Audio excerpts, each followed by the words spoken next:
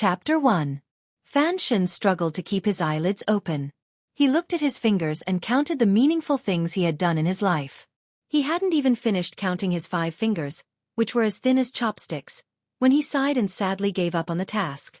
The smell of medicine in the ward was always so pungent.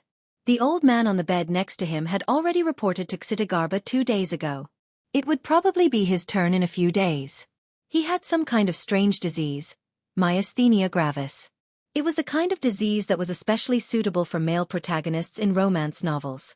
It was said that if there was no cure, he wouldn't be able to move anything except for his tears when he died. But I'm not a male protagonist in a romance novel. Fan Shen mumbled, but because the muscles in his jaw were useless, it became a string of muffled murmurs. He looked at his middle finger and felt sorry for himself. I'm still a virgin. He really hadn't done anything meaningful in his life. Other than helping an old lady cross the road, giving up his seat on the bus, getting along with his neighbors, helping his classmates cheat on exams. Fan Shen was a good, useless man in the traditional sense. His parents had passed away long ago, so he was left alone in the hospital, waiting for the day his life came to an end. Good people don't get rewarded. In the silence of the night, Fan Shen seemed to be able to clearly see the muscles in his throat slowly relax, unable to relax anymore. His breathing muscles also gradually lost their elasticity like a rubber band, weakly flattening out. The clean little nurse in the hospital was nowhere to be seen. Next to her was an old woman, who was talking about something with pity in her eyes. Am I going to die like this?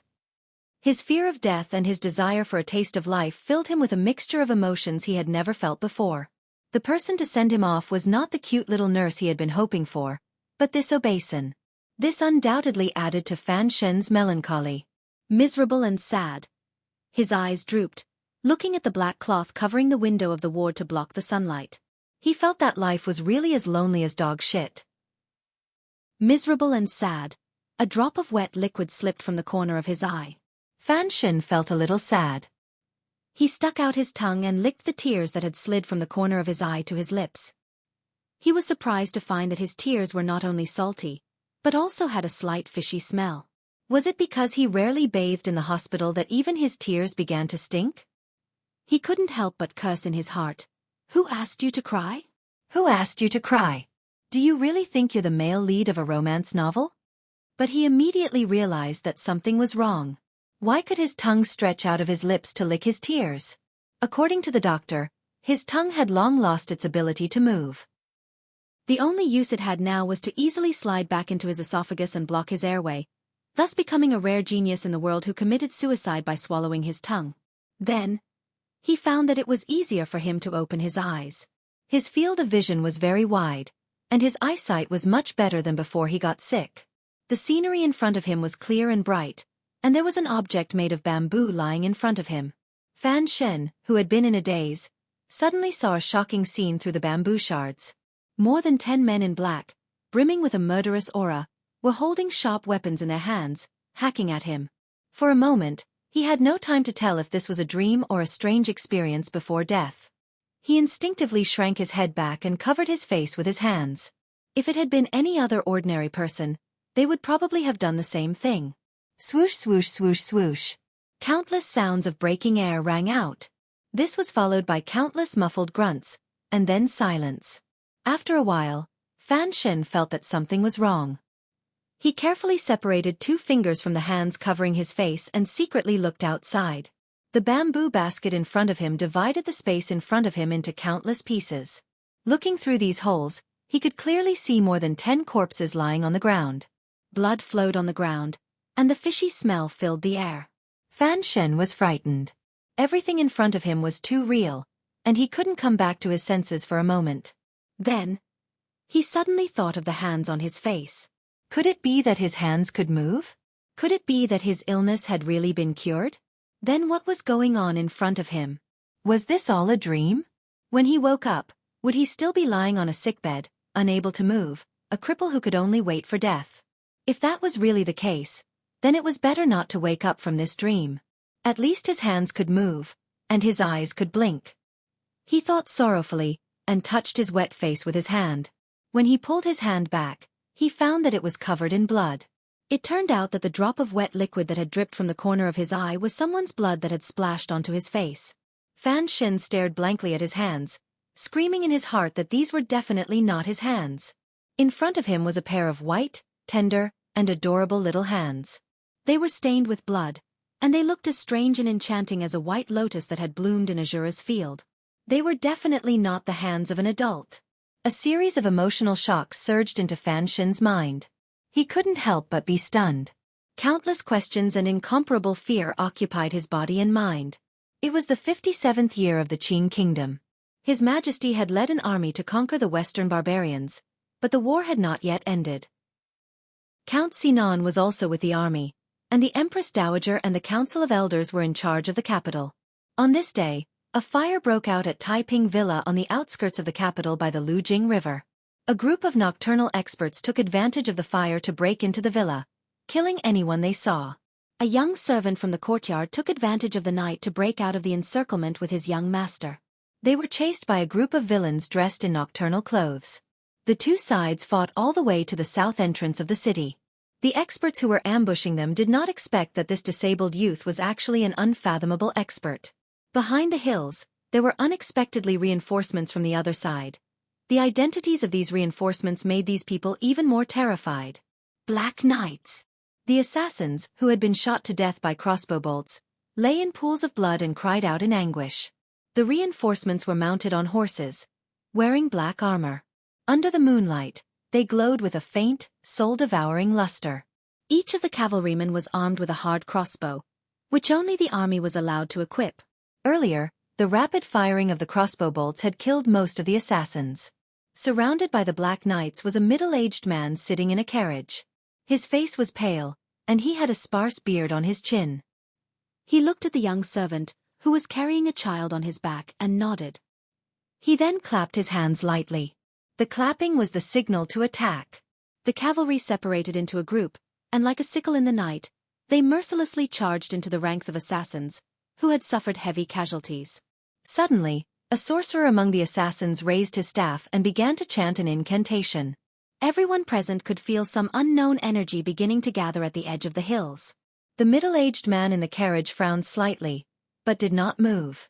Suddenly, a black shadow leaped out from beside him, flying through the night like a hawk. With a crisp sound, the sorcerer's chanting came to an abrupt end. His head flew high into the air, and blood fell like rain. The middle-aged man in the carriage shook his head. These sorcerers from the West just don't understand. In the face of a true powerhouse, magic is like the Prime Minister's pen. It's useless. Dozens of Black Knights confirmed that the surroundings were safe. They clenched their right fists and made a hand gesture, reporting that the surrounding assassins had been cleared. The cavalry parted, and the carriage inside slowly moved forward, stopping in front of the young servant. The middle-aged man in the carriage sat in a wheelchair with the help of his subordinates. The middle-aged man with crippled legs pushed the wheelchair under him, slowly approaching the center of the field, toward the young man who had been standing as straight as a spear. Looking at the bamboo basket on the young servant's back, the middle-aged man in the wheelchair finally showed a hint of red on his pale face. Finally, nothing happened. The man carrying the bamboo basket had his face covered with a black cloth, and in his hand was a black iron rod that looked like a sword. Blood was slowly dripping from the iron rod, and beside him were many corpses. The corpses were all experts in the ambush, and there was blood on the throats of the corpses. It seemed that they had been killed in one blow. "I need you to give me an explanation for this matter," the man with the black cloth over his eyes said coldly. The man with the black cloth over his eyes said coldly. His voice didn't tremble, and there was not a trace of emotion in it. The middle-aged man in the wheelchair had a look of pity on his face. "Of course, I will give you an explanation, and I must also give my master an explanation." The young servant with the black bandage nodded and prepared to leave. "Where are you taking this child?" the middle-aged man in the wheelchair said coldly. "You're blind. Do you want the young master to wander the world with you? This is the young lady's flesh and blood. This is also the master's flesh and blood." The middle-aged man in the wheelchair said coldly. "I promise that I will find a very safe place for the young master in the capital." The man shook his head and pulled the black cloth over his face. The middle-aged man in the wheelchair knew that other than the young lady, even his master couldn't order him around. He could only sigh and try to persuade him. The things in the capital will be settled when the master returns. Why must you take him away? I don't trust your master. The middle-aged man frowned as if he hated what the man said. He paused for a while and said, "A child can drink milk and read. Do you know how to do these things?" He sneered. "Blind man, what else can you do besides killing?" The man wasn't angry. He gently pushed the bamboo basket on his back. "Cripple, it seems like you only know how to kill." The middle-aged man smiled sinisterly. This time, only the nobles in the capital took action. Once the master returns, I will naturally start to clean them up. The blind young man shook his head. The middle-aged man gently stroked the wheelchair, as if trying to guess what she was afraid of. After a moment he frowned and said, "I know what you're afraid of, but in this secular world, besides the child's father who can protect him, who else has the ability to protect him from that unknown danger?" The blind young man suddenly spoke. His voice was still as emotionless as before. "A new identity, a life without being disturbed." The middle-aged man thought for a while and nodded with a smile. "Where?" "Danzhou Port. The master's mother is currently living there." After a moment of silence, the blind young man finally accepted the arrangement. The middle-aged man smiled as he pushed the wheelchair to the back of the blind young man. He reached out to take the child from the bamboo basket and sighed as he looked at the child's adorable face that looked like a snow sculpture. "He really looks exactly like his mother. He's so beautiful." He suddenly laughed out loud. "This little fellow will definitely be successful when he grows up." His subordinates stood in silence a distance away. When they suddenly heard their master laughing so happily, though they remained calm on the surface, deep down, they were extremely shocked. They wondered how important the child was. The blind young man tilted his head and reached out to take the child back. Though he was more innocent than normal humans, he was unwilling to let the child's face be too close to the venomous snake's hand. At the same time, he used a one-syllable word to express a purely polite question. The middle-aged man smiled as he looked at the child's face. There was an indescribable and especially terrifying feeling in his smile. He's only 2 months old, but he's able to wipe the blood off his face. After experiencing such a terrifying thing tonight, he can still sleep so soundly. He's really... He suddenly lowered his voice to make sure that his subordinates could not hear him.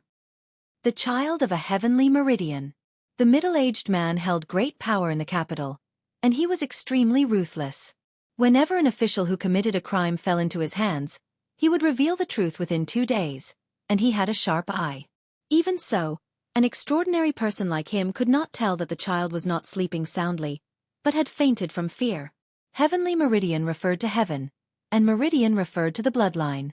A heavenly meridian referred to the bloodline left behind by heaven in the human world. According to the legends in this world, a bloodline left behind by heaven in the human world would awaken every few centuries. This bloodline could represent an undefeatable battle prowess. For example, there was a great general in the distant ancient country of Nas. When his country was about to be destroyed by the barbarians, he used his bravery and battle prowess to assassinate most of the members of the barbarian primitive parliament.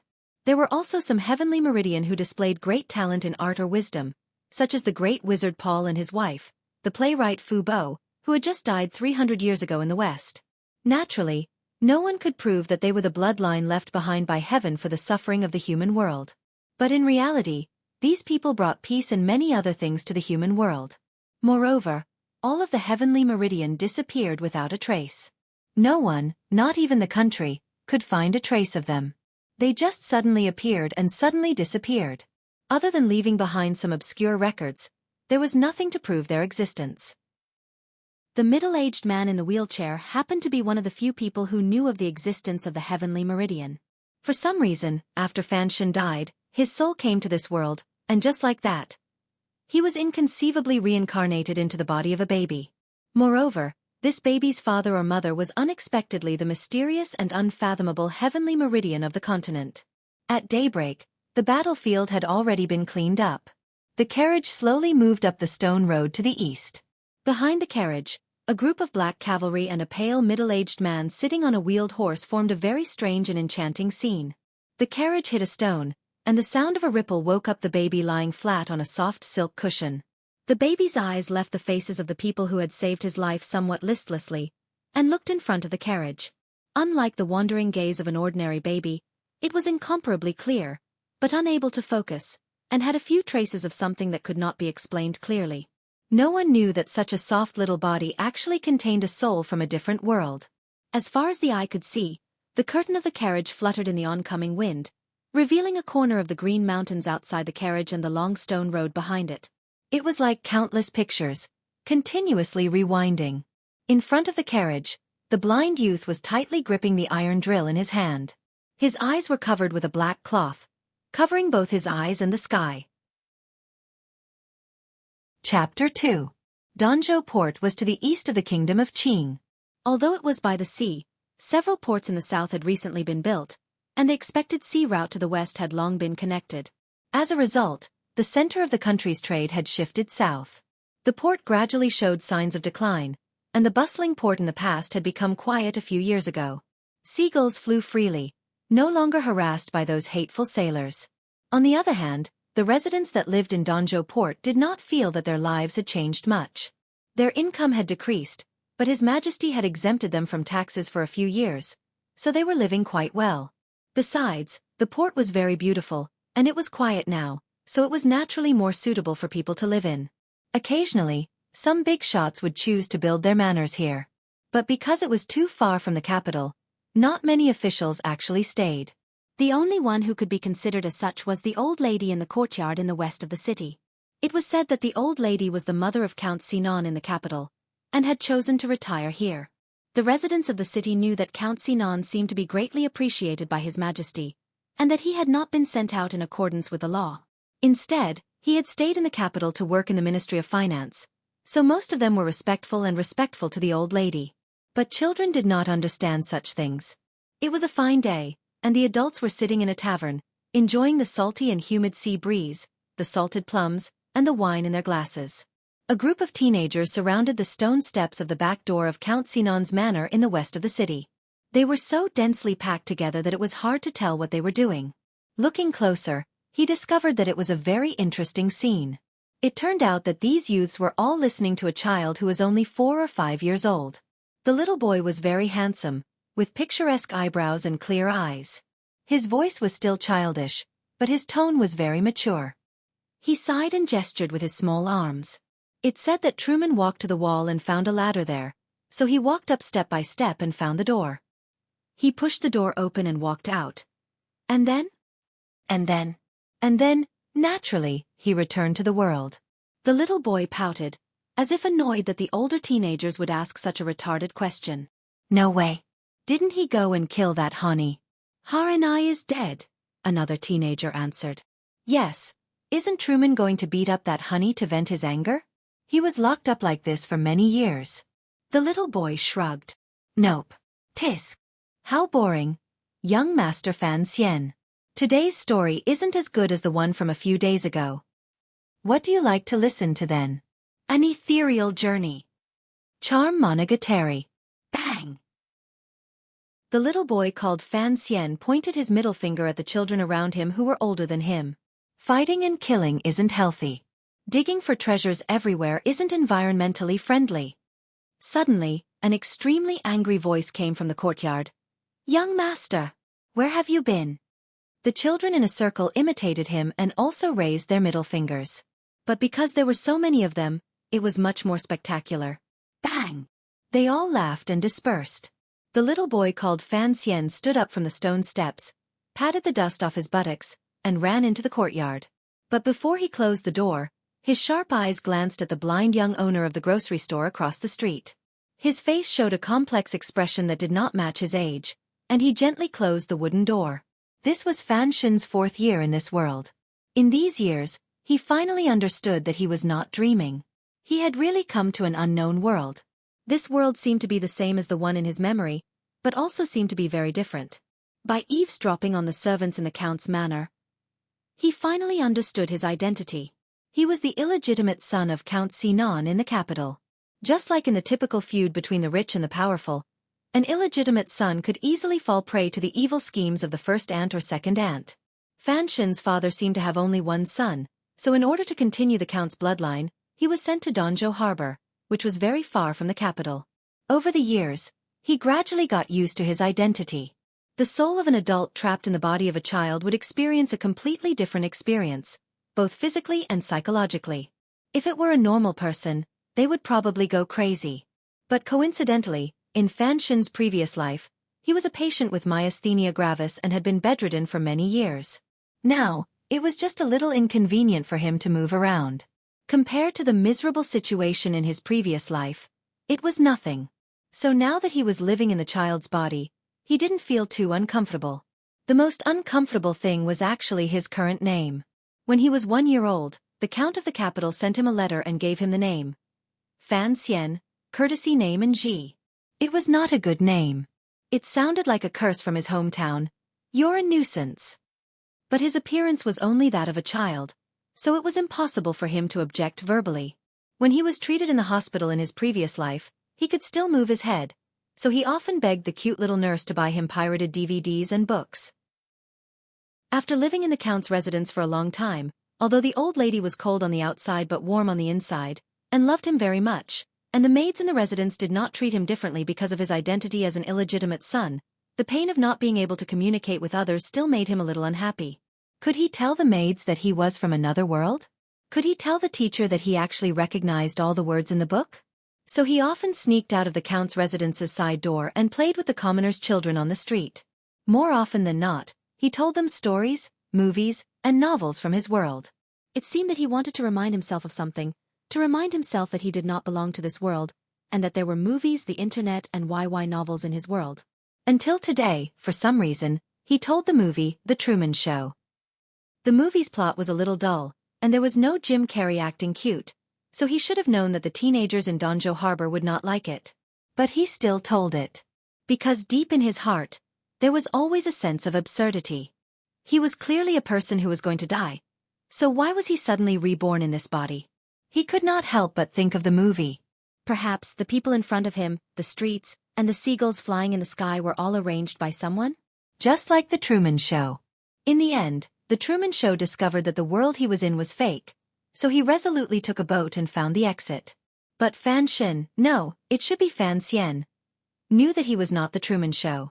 This world was real, and it was not a big film studio. So he found that telling stories every day to remind himself that he was from another world was a very absurd action in itself. Chapter 3. The only good thing about his rebirth was that his limbs were now nimble, and he could jump about. Fan Xian was gratified by this realization.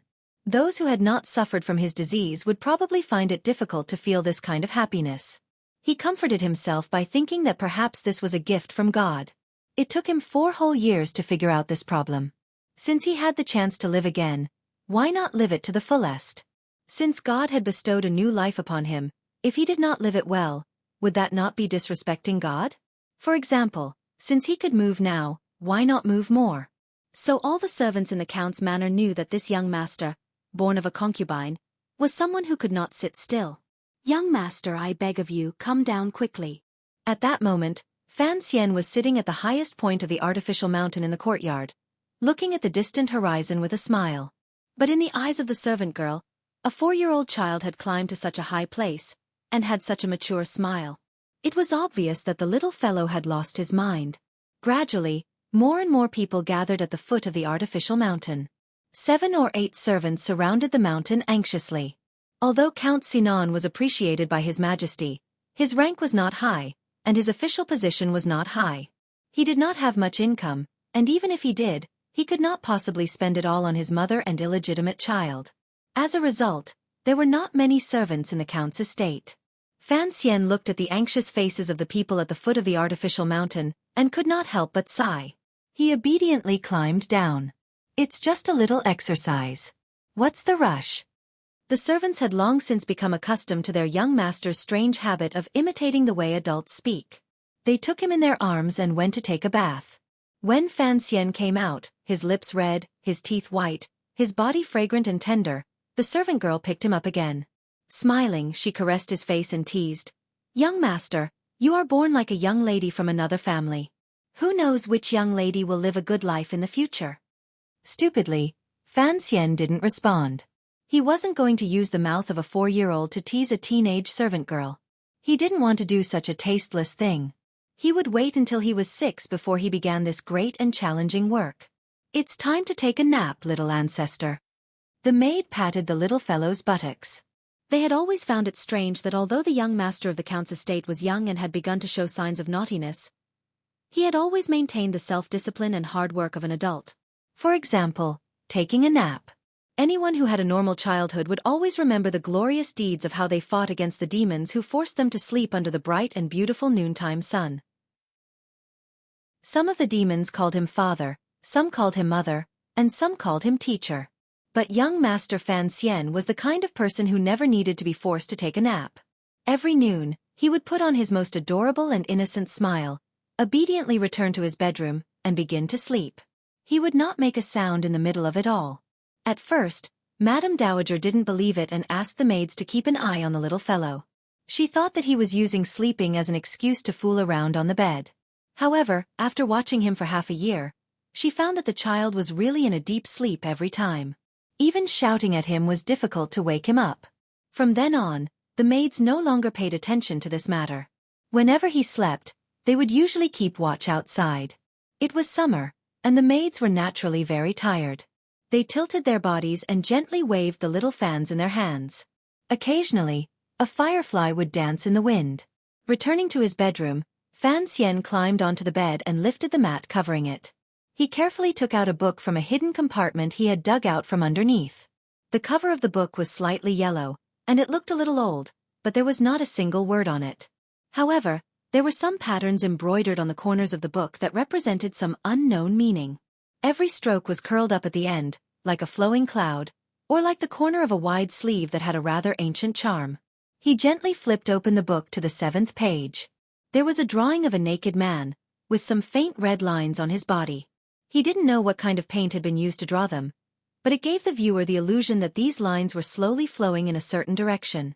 Fan Xian sighed. His appearance was only that of a 4-year-old, so he didn't dare reveal too much of his true nature. Fortunately, he had this book to help him pass the time of extreme boredom. This book had been left to him by a blind youth named Wu Zhu when he was very young. Fan Xian had always remembered that blind youth, the servant of his mother in this world. When he had been trapped in the body of a small infant, he had spent time in the arms of that youth. They had traveled from the capital to this port by the sea. Perhaps the youth had thought that he was too young to remember anything. But Fan Xian's soul was not that of an ignorant infant. Along the way, he could tell that the blind youth's care for the infant came from his heart, and could not be faked. But for some reason, after the blind youth had taken Fan Xian to Count Sinan's manor, he had left. No matter how much the Countess had tried to persuade him to stay, he had not. Before he left, he had placed the book next to the infant's body. Fan Xian had always been puzzled about this. Was the servant not afraid that he would blindly practice? When he thought about it, he realized the reason. He was a child, and there was no way he could recognize the words in the book. Naturally, he was not afraid of any problems. But Fan Xian just so happened to recognize the words of this world. After the great changes of his rebirth, he was even convinced of ghosts and immortals. He was even more convinced that the book before him, which looked like a prop from a Hong Kong TV series, was some kind of Xueqi training method. It was a pity that it did not have a name. Otherwise, he could go to the children on the street and ask them if this Xueqi training method was powerful or not. Thinking of this, Fan Xian laughed foolishly. Since the wretched heavens had given him a second chance, he had to cherish it. This internal force was something that did not exist in his previous world. Even if the nameless breathing method before him was nothing special, he could not stop himself from practicing it at the age of 1. One must know that this was only a few realms lower than if one had started training in the womb. Everyone in the world, including the great grandmasters who were worshipped as gods, could not be like Fan Xian, no matter how talented they were. They could not start practicing internal Xueqi from birth. What was this called? The early bird catches the worm. The clumsy bird flies first. Furthermore, he could not be more stupid than those youths who had just begun to learn martial arts. Could he? As Fan Xian thought about this, the Xueqi, which he could already feel, began to flow through his body, following the lines drawn in the book. It was a very comfortable feeling, as if a warm stream of water was cleansing every inch of his internal organs. Gradually, he entered a meditative state and fell asleep comfortably on the bed. Chapter 4. What Fan Xian didn't know was that he was practicing an extremely advanced method of internal strength. If he was a normal warrior, he would practice it with extreme caution, and would ask a teacher or a trustworthy friend to help watch over him. The most dangerous part of this method was at the beginning. When accumulating energy into the snow mountain in the Dantian, there would be a huge difference in the reaction speed of the cultivator's body and mind. The most direct consequence was that the cultivator's bodily functions would become like that of a vegetable, unable to move. If the cultivator had no experience, it was easy to mistakenly think that he had gone mad, and force the Xueqi into his body. If the cultivator was lucky, he might be able to return the chaotic Xueqi to his meridians, but that would mean that the practice would be of no use. If the cultivator was a beginner, he might panic and cause a true demon to invade him. But for a beginner like Fan Xian, not only did he not go mad, but he experienced that mysterious feeling more easily than the strong. This was all thanks to his background and luck. When he first started practicing this nameless Xueqi, the body he lived in was still an infant. The innate Xueqi from his mother's body had not yet been completely returned to the world, and was still in his body. Thus, his practice was twice the result with half the effort, and he even managed to store a large portion of the innate Xueqi in his meridians. And for Fan Xian, the demon that was the easiest for a cultivator to encounter, was not difficult at all. Don't forget, in his previous life, Fan Xian had been bedridden for many years. He had long gotten used to his brain not being able to direct his body, so he did not panic when he encountered this situation for the first time. Instead, he felt the warmth of finding the remnant memories of his past.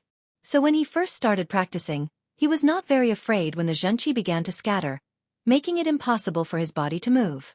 Because he was fearless, his mind was free of distracting thoughts, and he easily passed through the most difficult hurdle. From then on, practice became simple. He only needed to silently recite the method, and he would naturally enter a meditative state. So for Fan Xian, his daily naps were very sweet, and could not be woken up by thunder. It was extremely difficult for ordinary cultivators to enter a meditative state, because it required luck and coincidence. For this child to meditate every day was an indescribable luxury. The heavens really did care for him. When she woke up, she rolled her fresh and lovely face in the towel in the servant girl's hand, which was considered washing her face. In the afternoon, he began to study with a teacher from Donghai County, who was specially invited by the Earl's mansion, in the study. The teacher was not very old, about 30 years old, but his body gave off a very old and rotten smell. 10 years ago, the kingdom of Qing had begun a literary reform movement. It had begun with an essay by Mr. Hu, the head of the Secretary Pavilion, on literary reform. Today's literary scene was the battleground between ancient and modern literature. The so-called ancient language was the classical Chinese from Fan Xian's memory, while the modern language was similar to the vernacular, but the wording was more elegant. Fan Xian's teacher was a fan of the ancient school of literature, so he taught Fan Xian what to read every day. Although these books were not the same as the 4 books and 5 classics of Fan Xian's previous world, the wonderful thing was that many of their contents were not too different. They were also divided into Confucianism, Moism, legalism, and Taoism. As a result, Fan Xian began to wonder where he was the first time he attended the class. The summer was hot and stuffy, and the study was steaming. The teacher pushed open the south window, and the sound of cicadas could be heard outside. Together with the cool breeze, it was a beautiful scene. The teacher looked back and saw his pupil sprawled on the table in a daze. He was about to reprimand him, but when he saw that beautiful little face, his heart softened. The teacher actually admired his pupil. At such a young age, he could speak clearly, and could understand a thing or two about the profound meaning of the predecessors recorded in the books. For a 4-year-old urchin, this was not easy. The teacher had his own doubts. Count Sinan was a little too impatient, and the requirements in his letter were too high. He had no choice but to start teaching the 4-year-old the scriptures. In an ordinary household, at this age, he would only be learning a few words and reciting a child's education. When the lesson was finished, Fan Xian politely bowed to the teacher, and then respectfully waited for the teacher to leave the study. Only then did he take off his sweat-soaked coat and run out of the study. The girl servant behind him yelled at him to be careful the whole way. When he entered the main courtyard, Fan Xian immediately stopped. With an innocent and lovely smile on his face, he waddled in like a little adult. Seeing the old lady sitting in the middle of the room, he opened his mouth and called out in a childish voice, "Grandmother!" The old lady's face was kind and benevolent, and her deep wrinkles were all traces of age. Only the occasional expression in her eyes told others that she was not a simple woman. It was said that Count Sinan's current status was inseparable from the old lady's connections in the capital. What did you learn today? Fan Xian stood in front of the chair obediently. After explaining what the teacher had taught him, he bowed and went to the side courtyard to eat with his sister. The old lady and her grandson seemed to be strangers. He didn't know if it was because Fan Xian was an illegitimate child, but although the old lady didn't mistreat him, she always had high expectations of him. As a result, she always seemed a little distant. Fan Xian remembered that when he was only 1 year old, the old lady before him had held him in her arms and wept in the middle of the night. Of course, the old lady didn't expect a 1-year-old infant to understand her words, and she silently remembered them. Child, if you want to blame someone, blame your father. Poor thing. Your mother died as soon as you were born. Past. That was a big question in Fan Xian's mind.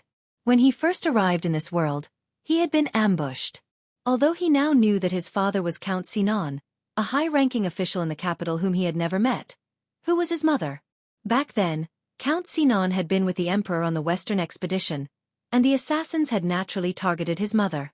But the soul within him belonged to another world, so naturally he couldn't have any father-son feelings for Count Sinan, whom he had never met. He would only occasionally think of the woman who had already left this world. His mother in name. Chapter 5. What are you thinking about? The 2 servant girls were serving the dishes. The little girl, who sat to Fan Xian's right, pouted. The little girl's skin was a little dark, and she was a little thin. Sitting next to Fan Xian, who was as pretty as a girl, she looked particularly pitiful. Fan Xian reached out and ruffled the little girl's yellow hair. I was thinking about what you usually eat in the capital. This little girl, who was even younger than Fan Xian, was Count Sinan's daughter. She was his half-sister, and her name was Ruoruo. Because she had been sickly since childhood, and the countess loved her dearly, she had been brought to Danzhou a year ago to recuperate. But after nearly a year, there had been no improvement. Her hair was still rather sparse. Naturally, the family of an official would not lack food and clothing, so she could not be malnourished. She was probably born with a weak constitution. Fan Xian and the little girl hit it off very well. Although he dealt with the little girl with the mentality of an uncle, it was only because he felt sorry for her that he often took her out to play and told her stories. In the eyes of others, however, it became evidence of their deep sibling love. Fan Xian's identity was a little awkward. After all, an illegitimate child could not be compared to a legitimate daughter, so the servant girls deliberately avoided mentioning the count's estate in the capital. Hearing her brother's question, the little girl very seriously began to count with her fingers what she usually ate in the capital. But no matter how she counted, the 3-year-old girl could not remember anything. She could only repeatedly say Tonghulu and dough figurines. By the time they finished eating, it was already late. The sun was halfway down the other side of the land, and a thick twilight enveloped the entire courtyard. Ruoruo, you really are weak. Big brother bullies me. Well, what do you want to hear today? Snow White. Fan Xian suddenly laughed. Fortunately, there was no one else around, or they would have been shocked to see the strange smile on the face of a 4-year-old boy. Big brother will tell you a ghost story, okay? No.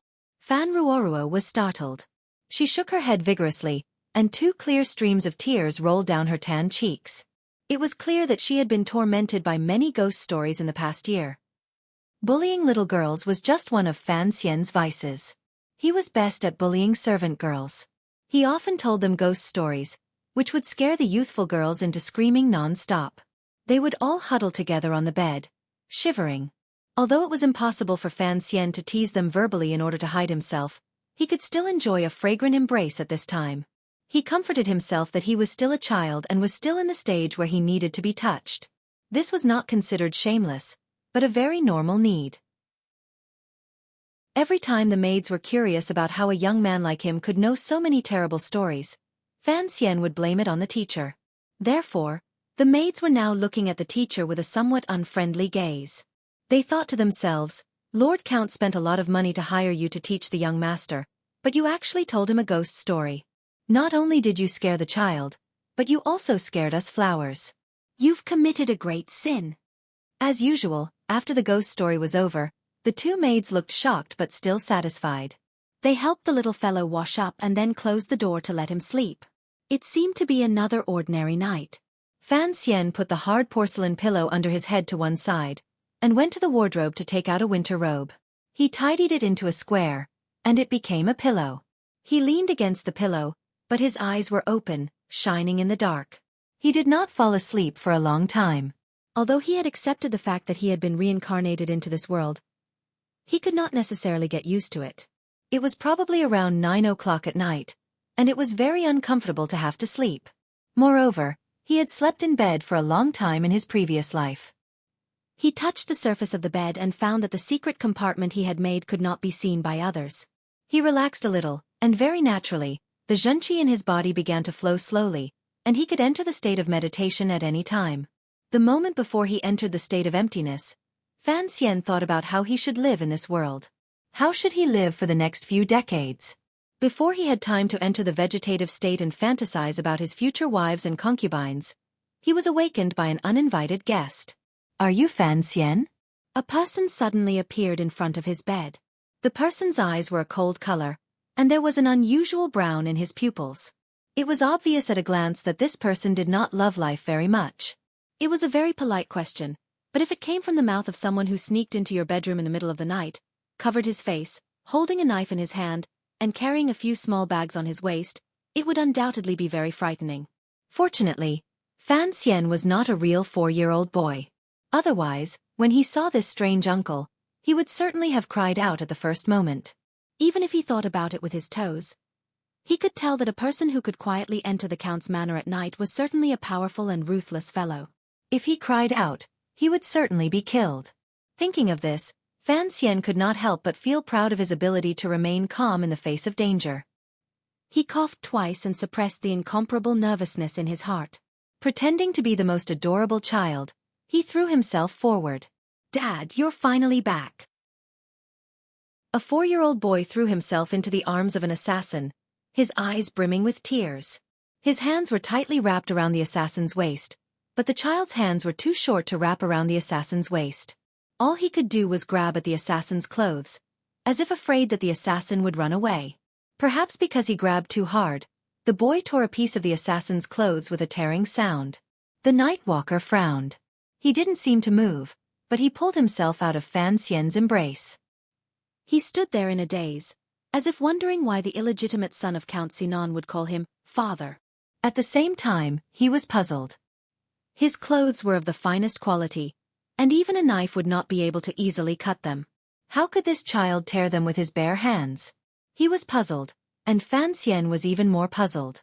When there was no one around, Fan Xian would often use rocks from the rockery to test the power of his nameless Xueqi. When he discovered that his slender little fingers could, with some difficulty, crush the soft stones, he had a certain degree of confidence in his ability to defend himself.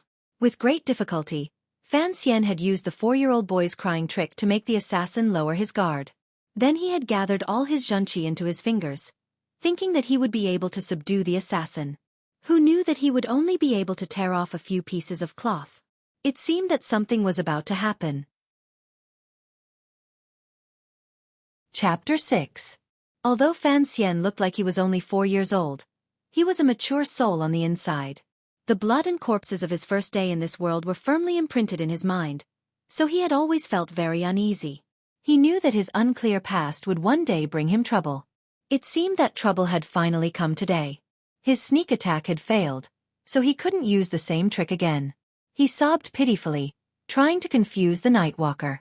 At the same time, his mind raced, trying to think of a way to escape. If he called for help, the night walker would certainly kill him in a very short time.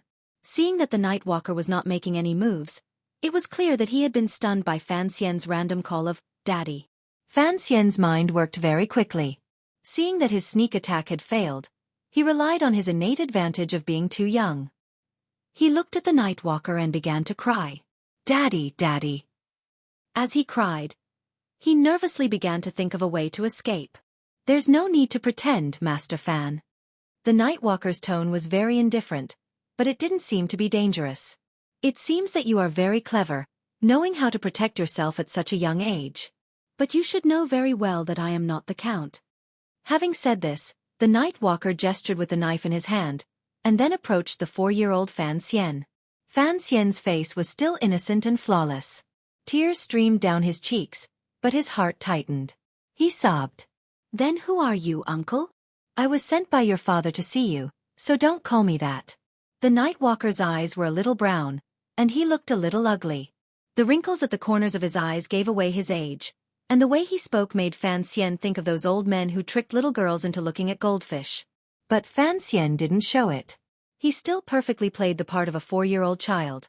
A little fear, a little surprise, and a little anger. You're not Daddy.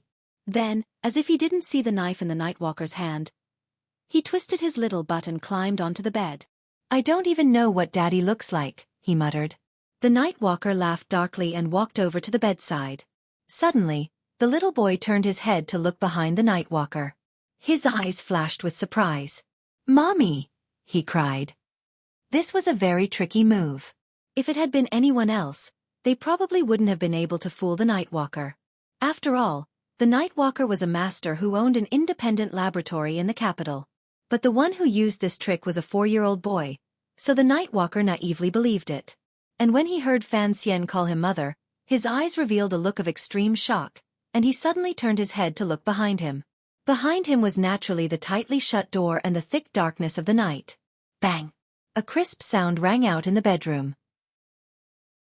The night walker lay on the ground with blood all over his head.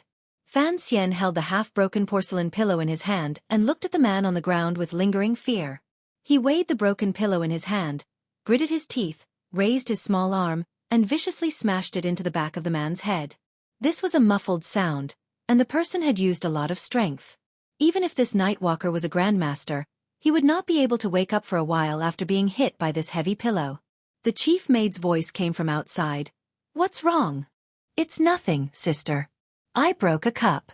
I'll come back tomorrow to fix it. How can we do that? What if you hurt the young master's foot? I said I'll do it tomorrow. Hearing the gentle, innocent, and adorable young master throw a rare temper tantrum, the maid shut her mouth and said nothing more. Fan Xian walked back to the wardrobe and struggled to pull out a winter quilt.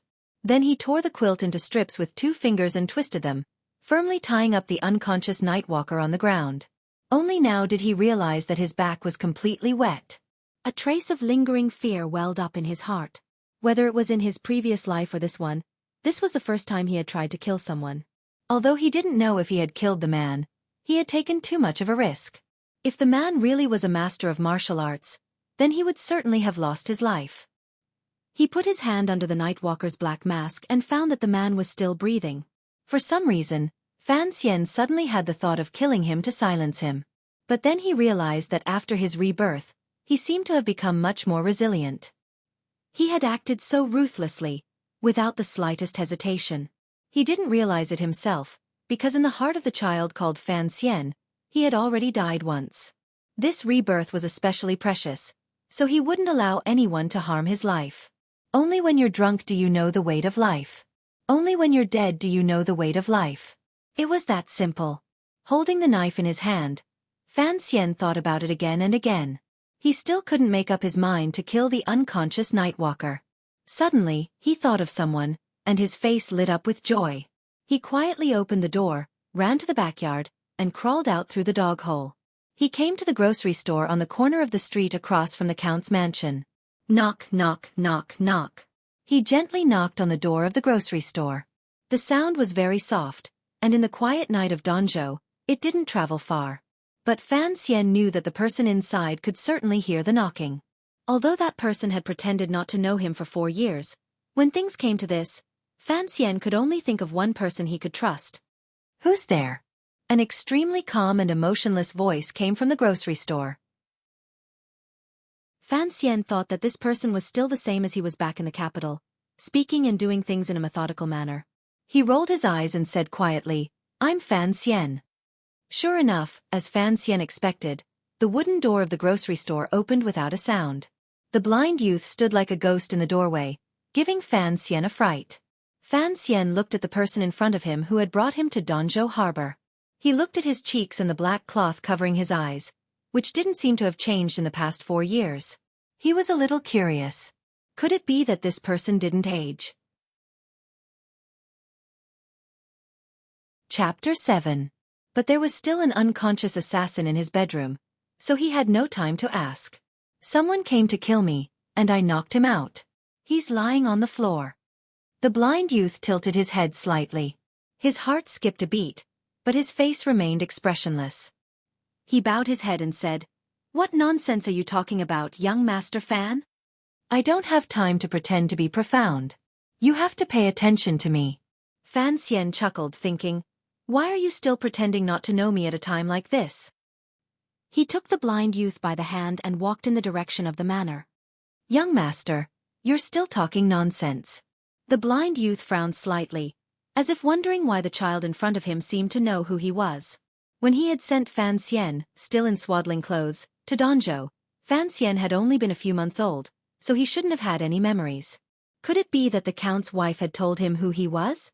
It was late at night, and a few mournful barks could be heard in the distance. Someone had woken up in the middle of the night and found the wrong door. The blind youth, Wu Zhu, had a cold expression on his face as he listened to Fan Xian. Finally, he moved. He closed the door of the grocery store and walked toward the count's manor. Fan Xian breathed a sigh of relief and hurried to catch up. Outside the count's manor, the two of them crawled back through the dog hole and stood in the bedroom, looking at the unconscious assassin on the floor. Fan Xian looked at the man on the floor. He didn't know if he was dead or alive, so he couldn't help but feel a little nervous. "Uncle Wu Zhu," he asked, "you've been staying in the grocery store these past few years, not daring to recognize me. Why?" The blind youth, Wu Zhu, tilted his head again. After a while he said, "Young master, you really surprised me." He was indeed surprised. Although he knew that the child in front of him was the lady's child, there had to be something different about him. But Wu Zhu hadn't expected him to be so mature at the age of 4, and to be able to plot against Master Fei, who had come to the capital. "Let's deal with this person first." Fan Xian turned the assassin over with some effort and took off his mask, revealing the assassin's true appearance. The assassin's face was thin, and he was already a little old. The beard on his chin had begun to turn white, but for some reason, there was a faint green color mixed in with the white, which made him look a little disgusting. Startled, Fan Xian jumped behind Wu Zhu and grabbed his sleeve. "Uncle," he whimpered, "this assassin doesn't look good. This is Master Fei of the 3rd Bureau of the Overwatch Council." Wu Zhu slowly crouched down and touched the assassin's chin. He is one of the 3 most adept poisoners in the world. He is an expert in using, identifying, and detoxifying poisons. To think that such a formidable character would be ruined by you with a porcelain pillow. I don't know if you're too lucky, or if he's too unlucky. It's his bad luck. Fan Xian thought to himself. Although he was surprised by the name of the man on the ground, he realized that he had run into a monster who looked like an infant but had lived 2 lives as a demon. His luck was not very good. "Don't touch him with your hands. What if he's poisoned?" Fan Xian reminded Wu Zhu. Wu Zhu did not stop moving, nor did he explain anything. But the way he moved made Fan Xian feel that he was telling him that there was no poison in this world that could kill him. Fan Xian frowned and asked, "Uncle, what do we do with this man?"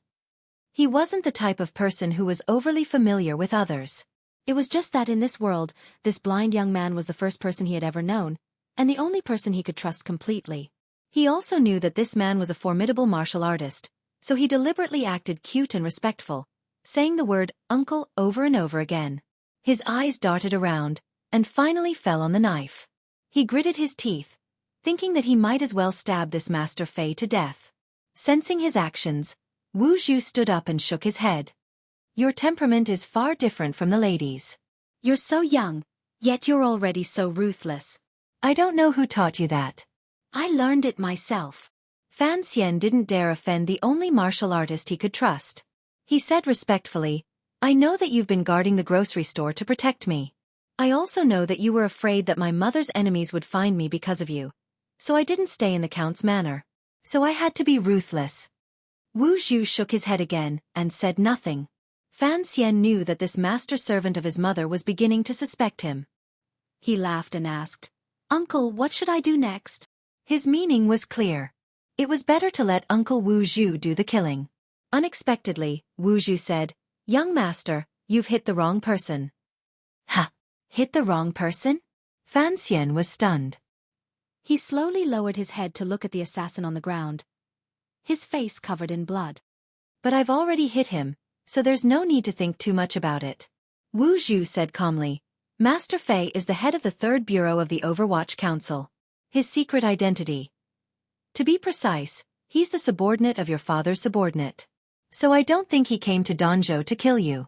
If he really did come to kill you, I believe that no matter how capable you are, you would have died countless times over." Only then did Fan Xian remember that the assassin on the ground had said that his father had sent him, but... Damn, he looks like Teabag. Who would believe a pervert like him? Fei Jia had been staying in the Institute of the Overwatch Council in the capital these past few years. He was an old man in his 50s, and although he had the reputation of being a master of poisons, he was in a semi-retired state. If it weren't for the fact that someone powerful had asked him to come to Danzhou to teach, and that he didn't have the courage to refuse, he would never have left the capital. But he hadn't expected that the first time he saw his student, he would be beaten up so badly. He would bleed half a bowl of blood, and almost lose his life. He looked at the little boy in front of him, and found that his face was innocent and adorable. His big eyes flickered with a hint of fear and shame. Such a cute little face, coupled with his identity as a little boy, left him with nowhere to vent his anger. Turning his head, he saw a servant, and prepared to vent his anger on him. "Who are you? Hurry up and untie me. I'm Master Fei, who was hired by the Count with a lot of money." Unexpectedly, the servant seemed to be even more arrogant than he was. Ignoring him, he said coldly, "The agreement between me and your superior doesn't seem to include you as a teacher." "Master Wu?" Fei Jie widened his murky brown eyes. When he saw the servant's appearance, he was shocked. "Master Wu, it's you." Hearing the assassin call himself Fei Jie after waking up, Fan Xian felt that the matter was indeed puzzling. Chapter 8. Fan Xian thought Fei Jie was puzzled. Didn't my father never care about me, an illegitimate child? Why would he send a teacher to teach me? If it was to teach me how to read, that would be fine. But why did he send an old freak to teach me? Seeing that Fei Jie knew Wu Zhu, Fan Xian knew it was not his place to interrupt. He sat on the bed, feigning ignorance. After the adults had explained everything, Fan Xian used his small arm to remove the bedsheet from Fei Jie's body. He hid behind Wu Zhu and laughed foolishly, pretending to be an idiot. It was a pity that he had shown off a little today. The two powerful figures in front of him knew that this 4-year-old's mind was not as simple as it seemed. The sky was already beginning to brighten. In the distance, the faint crowing of a rooster and the sound of servants boiling water could be heard. Wu Zhu led Fei Jie out the door. But before they left, Fan Xian heard Wu Zhu say something cold. "When are you going to explain how you know who I am?" Fan Xian's heart skipped a beat. He didn't know how to explain. 4 years ago, when he and Wu Zhu had traveled thousands of miles to Danzhou, he had been a baby only a few months old. He thought about it again and again, but couldn't come up with a good excuse. He could only blame himself for being frightened by that strange old man Fei Jie. The city of Danzhou began to wake from its dreams, but the unremarkable grocery store showed no signs of opening. In a dark room in the store, Wu Zhu looked at Fei Jie coldly. "What is the meaning of the cripple?" Although Fei Jie could be considered a master in some areas, he couldn't help but feel a little anxious when he thought of the rumors about the cold-blooded and ruthless young man in front of him. "The young master has to grow up," he replied. "One day, you will have to face the problems of the capital. If you prepare early, you will have a better chance of success." Wu Zhu raised his head and looked at him. Although he knew that the man before him was blind, Fei Jie felt that behind the black cloth, there was a murderous glint staring at him. He smiled. "If Master Wu has any objections, I can return to the capital immediately. I believe Master Wu will respect your opinion." Wu Zhu shook his head. "I don't think the cripple sent you here for a simple reason." "Not bad." Fei Jie thought that only the man in front of him would dare to call the headmaster a cripple. He bowed and replied, "The headmaster hasn't been able to find the box left behind by Miss Wu. He's worried that it might be found by someone with ulterior motives, so he'd like to ask for your guidance." There's no need to look for it. The lady destroyed the chest before she died, Wu Zhu said expressionlessly. Fei Jie nodded and turned to leave. Suddenly, he frowned and said, I always feel that the young master is a little strange. Fifth master, he is only 4 years old, yet you let him practice such an overbearing Xueqi cultivation method. Aren't you afraid that something will happen? The strange part is yet to come. I didn't teach him his Xueqi cultivation method either. Wu Zhu looked at the poisonous creature that was about to become his young master's teacher. I'll have to trouble you, he said lightly. Fei Jie touched the dull ache on his head. He felt that these words seemed to be a bad omen, so he took his leave with a bitter smile. After he left, the blind Wu Zhu entered a secret room in the grocery store and stared blankly at a dust-covered chest in the corner. His eyes were still covered by a black cloth, but it was obvious that he was thinking about something. During the day, a strange teacher came to the Count's manor. After handing in his name card, he was personally received by the Countess. Somehow, he gained the Countess' trust and became the second teacher of the Fan family's young master. The maids had long since spread the news, and they all felt it strange. How could a man with a bandaged head, who looked like an old scoundrel, be qualified to be their young master's teacher? In the study, Fan Xian was obediently massaging Mr. Fei's back. Last night, he had knocked Mr. Fei's pillow, and now he had to quickly curry favor. Teacher, you can't blame me, he said in a childish voice. Deep down, he felt disgusted. You had a knife. I'm young, so I was a little impulsive. Fei Jie thought that without a knife, how could he pry open the door? He had only planned to sneak in to see what this legendary illegitimate child looked like. Who would have thought that the child would stay up in the middle of the night and play with insomnia? So it was inevitable that there would be a misunderstanding. But the back of his head still hurt. What a pity. In the future, he would find a way to get back at Fan Xian. I thought you would come to teach me in secret. That's right. In many Zhonghu legends, a young man living alone in a small garden will come across a strange person and learn amazing skills. Those around him know nothing about it. This kind of thing is quite common. Fan Xian looked at Fei Jie bitterly, listening to him speak. But not everyone in this world is stupid.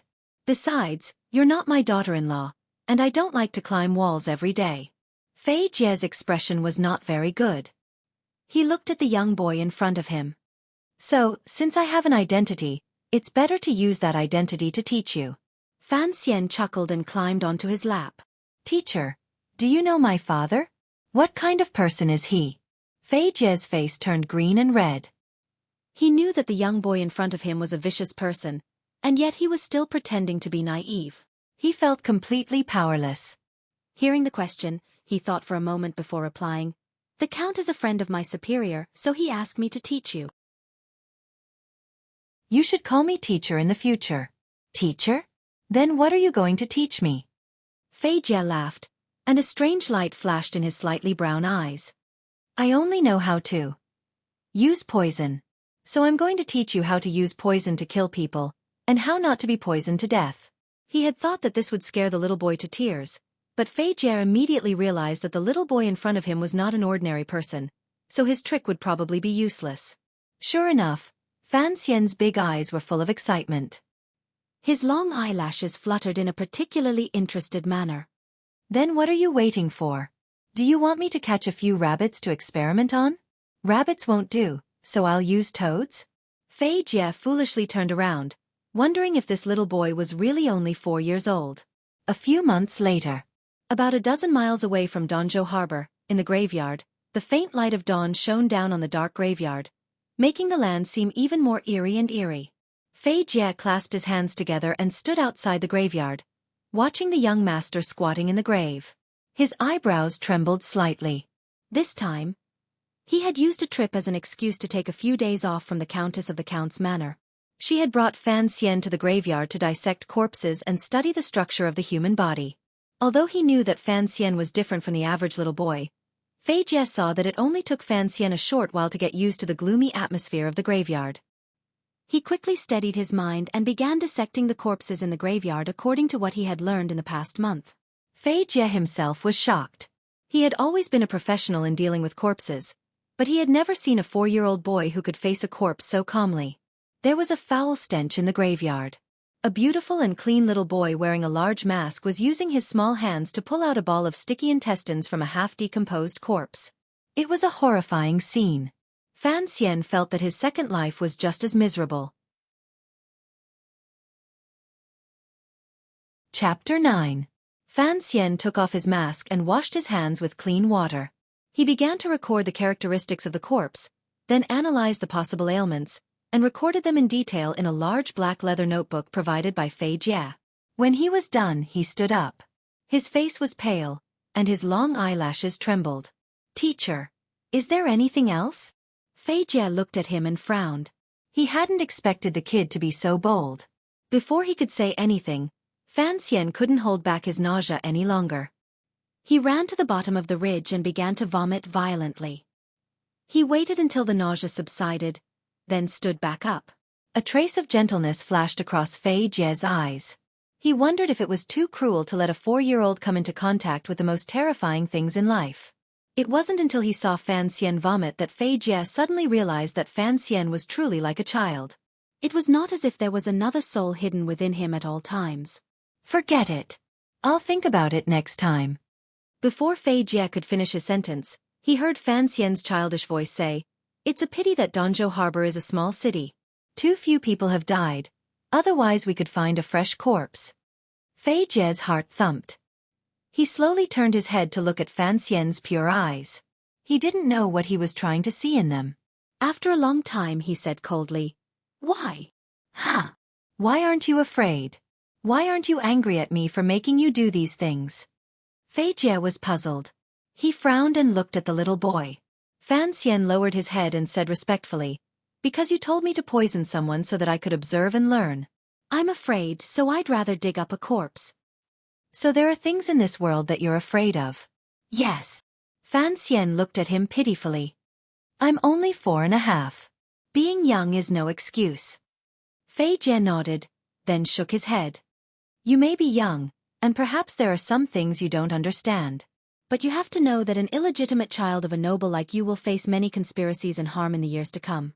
Sometimes, this cheap sympathy can be a weapon that kills oneself." After saying this, Fei Jie had a strange thought. Perhaps everything he said could be understood by the child in front of him. At this moment, the morning light suddenly shone into Fan Xian's half-raised eyes, reflecting a strange luster. Fei Jie's heart trembled. He felt that the little boy's eyes were extremely demonic. He had used poison to kill countless people in his life. During the northern expedition of the late emperor, the poison he concocted killed at least tens of thousands of soldiers of the Northern Wei Kingdom. In terms of crimes, he was destined to go to hell. But why was it that when he looked at the cute little guy in front of him, he couldn't help but feel afraid? After tidying up the tomb, the strange master and disciple began to follow the source of the light to the east. Along the way, Fei Jie suddenly asked, "You must be very curious." "Yes." Fan Xian grunted through his nose, and there was a hint of shyness in his sweet smile. "Teacher is very attentive to me." Fei Jie did not expect the child to give an irrelevant answer. He smiled bitterly and said, "You can still laugh at this time. I really doubt your nerves and the maturity of your brain. Laughing is better than crying." "That's true." Fei Jie's gaze turned to the faintly discernible city walls in the distance. He frowned. "Your father's family property in the capital is very large. In the future, there will be many who will compete with you for the family property. So you must become stronger and learn more." Fan Xian said nothing, but he was calculating in his heart. He had always heard that his father, Count Sinan, was trusted by His Majesty. That was why he had stayed in the capital instead of being sent elsewhere. The year before last, there had been political turmoil in the capital. Who knew how many princes and nobles had died in that coup? In the end, His Majesty had firmly controlled the situation and massacred countless noble families. Although his father was also a noble, he had miraculously maintained His Majesty's trust in him, and his position as an official had only grown higher and higher. But Fan Xian still could not understand what kind of family property could cause his own death. It could cause his father to invite the most terrifying people in the capital, the Overwatch Council, to act as his teacher. "I understand. In the future, there will certainly be people who want to kill me. That's why teacher taught me to use poison. He was actually afraid that I would be poisoned to death." "That's right. There are many ways to kill, but the most convenient, and also the least likely to attract attention, is to use poison. Fei Jie placed his hand on the top of Fan Xian's head and gently stroked it. My task is to teach you these things within a year, so that in the future, no one will be able to poison your food and kill you. Why now? Weren't you afraid that someone would poison me years ago? There were some questions that had to be asked clearly, so Fan Xian continued to ask questions, regardless of his fear of letting Fei Jie sense that he was mature beyond his years. Fei Jie smiled, but there was something sinister about it. Because last month, Count Sinan's concubine gave birth to a son, which means that you have a competitor for the Count's estate. And that concubine just so happens to be connected to some people in the Overwatch Council. Your father is worried that something might happen to you, but it would be inconvenient for him to send someone to protect you for a long period of time. That would only make it easier for you to surface. That's why he arranged for me to teach you. Fan Xian noticed that Fei Jie used two titles, Count Sinan and Father. I'm illegitimate. Fan Xian smiled sweetly. According to the laws of this country, I shouldn't have the right to inherit my father's title. Concubines shouldn't be too worried about me. In this world, what can be said with certainty? Fei Jie replied casually. Although Sir Wu has been secretly protecting you, he can't be your nanny. The poison in your food can't kill him, but it can easily kill you. And you don't know how many people will die with you if you die. Fan Xian was more and more confused. He wondered what kind of power his father, whom he had never met, wielded in secret. It was obvious that his father had far more power and ability than a mere count could have. In the early morning light, Fei Jie held Fan Xian's little hand as they walked toward Danzhou. Their shadows, one tall and one short, stretched out on the ground. Fei Jie looked at Fan Xian's still pale face. Actually, a dead person is the least scary thing. Yes. In the future, don't use that kind of zhenqi to control your emotions. If you can't properly vent your emotions, even if your internal tyrannical zhenqi is cultivated to its peak, you'll only become a murderous monster. Yes. Fan Xian obediently dispersed the zhenqi in his body, no longer trying to control his fear and disgust of corpses. At that moment, Fei Jie suddenly said, There's still a piece of rotten intestine in your sleeve. Are you going to braise it at home? Ah! A child's scream and the sinister laughter of a bad teacher came from the quiet countryside. Chapter 10. In the following year, the young Fan Xian began to learn everything he could about poisons from Fei Jie, who had come from the capital. Occasionally, he would leave the city, traverse mountains and ravines in search of botanical poisons such as strychnine and Barbados nuts. He also tasted all sorts of fungi, and suffered from stomach aches countless times. Were it not for the poison grandmaster at his side, he would have long since gone to the underworld. Of course, in order to further his studies, under Fei Jie's guidance, Count Sinan's illegitimate son had already committed numerous murders. Countless white rabbits with short tails and scurrying toads were buried under his delicate hands. That year, Fan Xian was 5 years old. Strangely, after Fei Jie's arrival in Danzhou, Wu Zhu, who lived in the grocery store, no longer deliberately avoided Fan Xian. At least, whenever Fan Xian snuck into the grocery store to drink alcohol that no child could drink, Wu Zhu would always make him a few side dishes to eat. Fan Xian sometimes found it strange. Wu Zhu was his mother's servant, so why didn't he even care that he drank? Fan Xian knew that his mother was no ordinary person, which was why she had such a loyal and powerful servant as Wu Zhu. But Fan Xian wasn't sure if this blind master would always stay by his side to watch over him. Unknowingly, Fan Xian had gradually gotten used to Wu Zhu watching over him from a short distance away. He had gotten used to the black cloth that covered Wu Zhu's eyes appearing from time to time in some corner, such as under a bamboo tree in an alley, next to a tofu stall on the street, and so on. During that year, the zhenqi in Fan Xian's body had been progressing slowly, but with abnormal stability.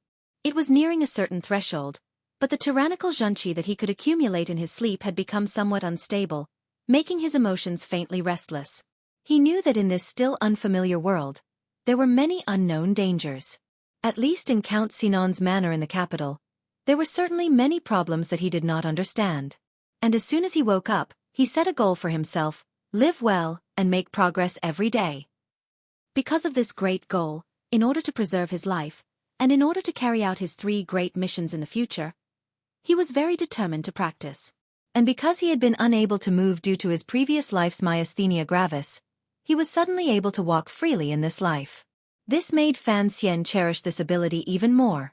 Every day, he would get up early in the morning to exercise, climbing high and low. He was so diligent that even Fei Jie found it terrifying. It was a pity that he could not find a way to practice magic. He was certainly more industrious than any other child, but he often comforted himself that as a young man of 20, he was certainly more industrious than the little slugs. Actually, no one knew that it wasn't that he could endure hardship. It was just that he had ADHD.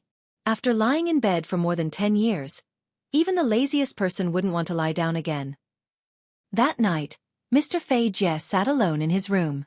The light from the oil lamp had not yet dissipated. He leaned against the table, his white hair even darker than it had been when he first came to Danzhou.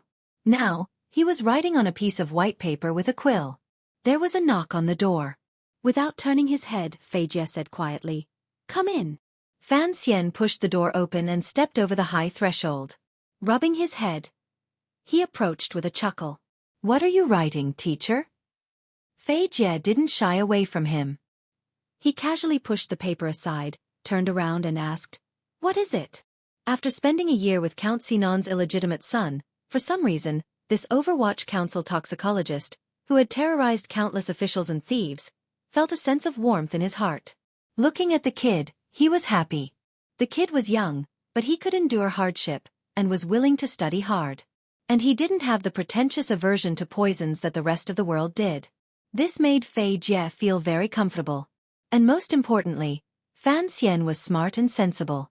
Sometimes, he didn't even seem like a 5-year-old child. "Teacher." Fan Xian moved his butt to the bench with some difficulty. "I really want to know what kind of people my parents were." In fact, this was the 4th time Fan Xian had asked about Count Sinan and his mother's past in a year. But the first few times, Fei Jie had always been non-committal. "Your father was a very remarkable man," Fei Jie said. "Of course, your mother was even more remarkable." His words were useless. The Overwatch Council was a terrifying place in the country responsible for investigating major cases, as well as major crimes committed by officials. Fei Jie was an early member of the council, and later became the head of the 3rd Bureau. He had always held a high position, and even in the capital, where there were hidden dragons and crouching tigers, he was feared. With a single word from Count Sinan, such a terrifying master of poisons had been banished to the faraway city of Danzhou to teach his illegitimate son.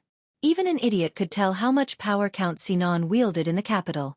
But it was unknown whether this power was official, or whether it was hidden in the shadows. As for his mother who had died on the day he was born, Fan Xian did not know what kind of woman she was, but his intuition told him that she was no ordinary woman. He did not know if it was because they were connected by blood, or for some other reason, but he had always felt that he missed that woman, whose name he did not know, whom he had never met. Fei Jie didn't seem to want to talk about it. "Since the concubine has given birth to a son," he said indifferently, "you can't inherit the count's estate in the future. So what do you plan to do?" Fan Xian smiled sweetly. "Teacher taught me how to use poison, and how to detoxify it. In fact, I've learned a lot about medicine. If I can't do it in the future, I can become a doctor." Fei Jie stroked his long beard. "That's only natural," he said proudly. "Even the imperial physicians of the palace may not be better than me in medicine. As my only student, you are more than qualified to be a doctor in the future." Master and disciple said this, but deep down, they both knew that this was just an extravagant hope. "Teacher," Fan Xian suddenly said, "there seems to be a problem with the Xueqi method I practice. I actually came here tonight to ask for your guidance." Fei Jie believed that no one in the world could surpass him when it came to using poison, but he had never been willing to teach Fan Xian anything else. A person's life is limited, but the methods of killing are limitless. So we should devote our limited life to the pursuit of the most powerful method of killing. And in Fei Jie's eyes, the most powerful method of killing was naturally poison. Now that Fan Xian had the best poison-using teacher, why would he need to practice Xueqi? As for the magic that Fan Xian could never forget, Fei Jie, like most people of Qing, believed it to be of little use in battle. But this was the first time in a year that Fan Xian had taken the initiative to ask a question. Fei Jie couldn't help but feel curious. He stretched out 2 fingers and gently placed them on Fan Xian's pulse. He couldn't help but feel apprehensive. Chapter 11. Fei Jie slowly frowned. Because he believed in the blind man's power, he had never thought that there would be any problems with Fan Xian's Xueqi. But today, when he checked Fan Xian's pulse, he found something unusual. Seeing his obscene teacher's serious face, Fan Xian knew something was wrong. He smiled and asked, "Is there a problem?" "You're smiling like that. Aren't you afraid of going mad?" Fei Jie glared at him. "Last time, I only knew that the Xueqi you practiced was overbearing, but I didn't expect it to be this overbearing." Fan Xian scratched his head. "Overbearing? How overbearing?" Fei Jie answered seriously, "Very overbearing." Fan Xian looked at him seriously. "Teacher, we're both talking nonsense." Fei Jie was a master of poisons, not a grandmaster. Naturally, he couldn't tell what the nameless Xueqi Fan Xian practiced was, but he could clearly feel the danger of the Xueqi in the child's body. After thinking about it for a while, he advised Fan Xian to go find Wu Zhu. Unexpectedly, Fan Xian sighed and said that Wu Zhu had only listened to his mother and given him the book. Even he himself hadn't practiced it, so he wouldn't say anything. Fei Jie was furious. Master Wu is going too far. As his young master, why doesn't he teach you personally? Instead, he makes you learn this dangerous method without the guidance of a good teacher? For more than a year, he had long regarded the 5-year-old boy in front of him as the greatest source of comfort in his later years. He still hoped that Fan Xian would one day be able to inherit his mantle and carry forward what he had learned. So when he heard of this matter, he began to resent the blind Wu Zhu. "Is Uncle Wu Zhu very powerful?" Fan Xian asked, squinting like a little fox. Of course. Fei Jie thought about the past. But in this world, not many people know of Sir Wu's existence. Do you know of the 4 grandmasters? Of course Fan Xian knew. In today's world, the 4 martial superpowers worshipped by the common people were the 4 grandmasters. There were 2 in the kingdom of Qing, 1 in the kingdom of northern Qi, and 1 in the city of Dongyi. In the present world, the Qing kingdom, under the leadership of the emperor, had long obtained an overwhelming advantage. Strangely, after the bloodshed in the coup last year, the power of the country had recovered, but the emperor had instead laid down the flags and ceased to expand outward. However, it was natural for the most powerful country to have 2 superpower houses. That's right, our country currently has 2 great grandmasters. Fei Jie sneered and said, "People are stupid and stubborn. They only know how to fight. How would they know that once poison is perfected, they can also become a grandmaster?" Fan Xian hurriedly coughed twice to stop his teacher from boasting. If we exclude the most mysterious temple of the 4 grandmasters, the kingdom of Qing has 2. One of them is the younger brother of the teacher of the current commander of the Jingdo garrison, Yilu Yun of the Flowing Cloud Sans Ho. Fan Xian's eyes widened, thinking that this was a bit long, but the Jingdo garrison was responsible for the safety of the entire capital. It was the most important position in the world. That teacher's brother, Yilu Yun, was probably very strong. There is another expert. I heard that he is in the Imperial Palace, but no one has seen him. Hey, teacher, we're talking about Uncle Wu Zhu. What's the rush? Fei Jie stared at him. Yilu Yun has fought 17 duels in his life and never lost once. But when your mother first came to the capital, because she beat up Yilu Yun's nephew, who is now the commander of the Jingdo garrison, into a pig's head, Yilu Yun spread the word that he was going to make trouble for your mother. Fan Xian was dumbfounded. His mother, whom he had never met, was also an arrogant character back in the day. Fei Jie chuckled and said, but later for some reason, Yilu Yun suddenly stopped caring about this matter. Yi Zhong even went to Taiping courtyard to serve tea to your mother and apologize. Ha! No one knows what happened. This matter has always been very mysterious. But it should be that Yilu Yun and Sir Wu Zhu fought under the palace walls. Sir Wu Zhu was your mother's servant, so it was normal for him to stand up for something like this. Fei Jie picked up the cup of tea beside him and took a sip. Who won in the end? Fan Xian's eyes were wide with curiosity. Although he knew that the blind Wu Zhu was a powerful fighter, he did not expect him to have the experience of fighting Yilu Yun, one of the 4 great grandmasters. No one knows the result, but it should have been a draw. Fei Jie frowned and said, I heard that after Yilu Yun returned to his sword pavilion, he trained with a black cloth for half a year. It was after that he abandoned the sword and developed a set of simple, unadorned sans ho. Only then did he truly become a grandmaster. I think that battle must have inspired him a lot. He propped up his face and thought, 4 great grandmasters? Then 5th Zhu was ranked 5th. Did that mean he was the 5th great grandmaster? Fan Xian's eyes shone like peach blossoms. It turned out that his blind servant was so powerful. In the future, when he ventured into the world, who would he have to be afraid of? Suddenly, he thought of a question.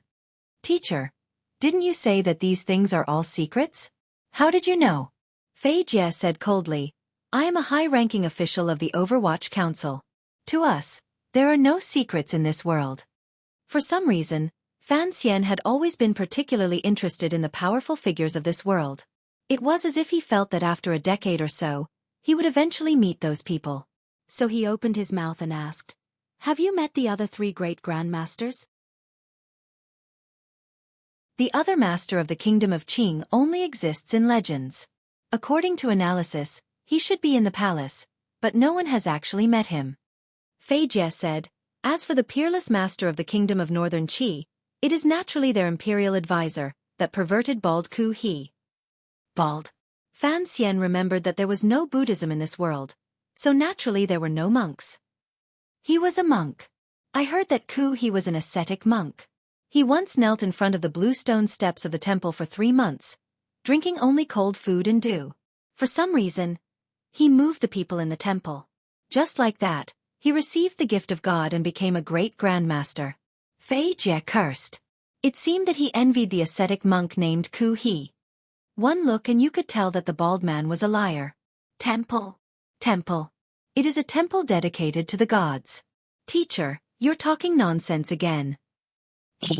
The temple is the most mysterious place in the entire continent.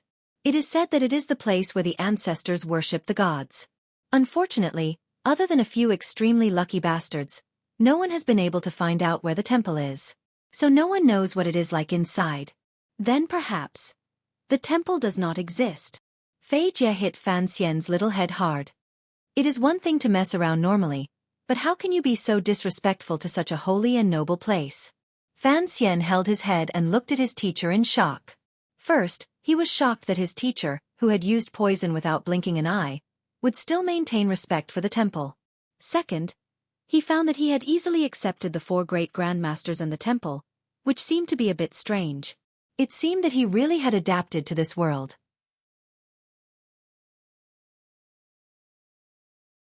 Chapter 12.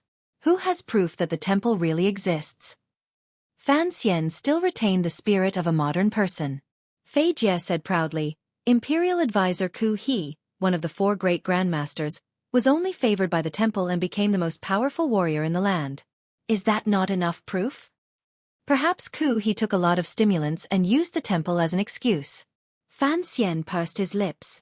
Bah, although I am very jealous of Ku He's luck, he has been worshipping the gods for decades. I admire that. How could he use the temple as an excuse? Besides, what is a stimulant? It's a kind of tonic, like an elixir. It must have been too much, otherwise how could he have lost all his hair? Fan Xian laughed and joked with his teacher.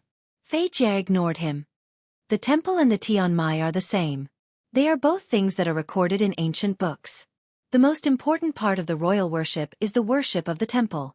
However, the temple does not want to interfere with worldly affairs and never enters the world. So the worship is only held in the Temple of Heaven, 3 miles away from the royal palace. The temples of Qing and northern Qi both have the great priests of the temple, but they never get involved in politics or national affairs. Only some ascetic monks are said to be remnants of the temple, and they walk the world to train their bodies and minds. Fan Xian was still smiling, but in his heart, he was thinking, what kind of existence is the temple? If it is a religion, why is there no existence similar to a church in this world? If there is no such organization, then this religion has no power. Without power there is no profit. Without profit, there is no reason for any organization to exist. So he did not believe that the temple was, as Teacher Fei said, just a transcendent existence that is detached from the world. But in his heart he also thought, if there really is such a miraculous place to worship, and it does not interfere with human life, It seems to be a good thing. All right, teacher, you have been chatting for a long time, but you still haven't told me what is going on with the Xueqi in my body. Seeing the boy throw a rare tantrum, Fei Jie carefully felt his pulse and then said seriously, as I said earlier, the Xueqi in your body is very powerful. So powerful that, although you have only been training for a short time, the amount of Xueqi in your dantian and meridians far exceeds what your body can hold at your age. Is it that serious? Fan Xian's face was bitter. I have not confirmed it yet. Then you're trying to scare me in advance. I'm not trying to scare you. It's just that right now, you're like a leather bag filled with wine. The bag is only so big, and the wine inside is getting more and more. If you continue to practice like this, I'm worried that your leather bag will burst. Fan Xian had been practicing martial arts for the past few days. Other than the occasional burning pain in his waist, he had not felt anything strange. So when he heard his teacher say this, he could not help but feel a bit reluctant to believe it. He shook his head and said, "Teacher, you are calling me a good-for-nothing." I understand what you mean. Try to circulate the genuine qi in your body according to your usual cultivation method. Fei Jie frowned slightly. Fan Xian obeyed and closed his eyes. Naturally, he entered a state of cultivation. The warm mass of qi in his abdomen began to gradually expand. It followed the meridians of his body and slowly spread to his limbs. Fei Jie closed his eyes and placed his fingertips on the little fellow's wrist. After a while he suddenly frowned and said, "Don't hold it back on purpose. You're just a 5-year-old child. Even if the genuine qi is too overbearing, it can't hurt me. It's just that your body is weak now and can't bear it." Fan Xian had indeed been controlling the strength of the genuine qi in his body, slowly releasing it from his dantian. But now that he heard his teacher's words, he thought that the little bit of genuine qi he had could not hurt this old poisonous creature. If he released too little genuine qi, it would be difficult for his teacher to detect the true symptoms. Thinking this, he closed his eyes. The nameless Xueqi formula slowly rang out in his mind. Do not destroy the shape of the pool of flowers. Let the heavenly spring pour into your body. As he recited the formula, the genuine qi in his body seemed to have received an order. It jumped and happily ran out of his dantian. It followed the meridians of his abdomen to his back, and followed a very strange path straight to his wrist. A muffled sound rang out in the study. Fei Jie suddenly opened his eyes and felt his fingers on the child's wrist being flicked by a thick stream of Xueqi. He wasn't prepared and was forcefully flung into the wall. With a muffled sound, he felt a burning sensation in his fingers and a pain in his chest. Unexpectedly, he spat out a mouthful of blood. On the other side, Fan Xian also felt a pain in his chest. He raised his head and saw Fei Jie's wretched appearance. Shocked, he hurriedly ran forward and helped his teacher up. Fei Jie waved his hand, indicating that he was fine. He climbed up from the floor and touched the bloodstain at the side of his lips. He looked at the child with a strange look in his eyes, one that he could not quite put into words. He muttered to himself, "He's only King 5 years old. How can his genuine qi be so overbearing? If you continue to train, won't the genuine qi in your body explode in the future?" Hearing his teacher curse, Fan Xian was stunned. He had not expected Fei Jie to spit out blood from the sudden disobedience of the genuine qi in his wrist. But after Fei Jie was injured, the first thing he thought of was not his own injury, but his concern for his student's safety. Thinking of this, even Fan Xian, who had always hidden in the shell of a child and sometimes deliberately sealed off his emotions, felt moved. The wooden door opened without any wind, and a black shadow swept in like a black light. Fan Xian was very familiar with this person's scent, so he did not pay much attention to him. He only helped Fei Jie. "You two fools." Even at a time like this, the blind Wu Zhu's tone was as cold as ever. He lifted Fan Xian up with one hand and put his finger on the child's neck. After a moment he said coldly, "You are not injured. You were just too nervous when you saw Fei Jie spit out blood."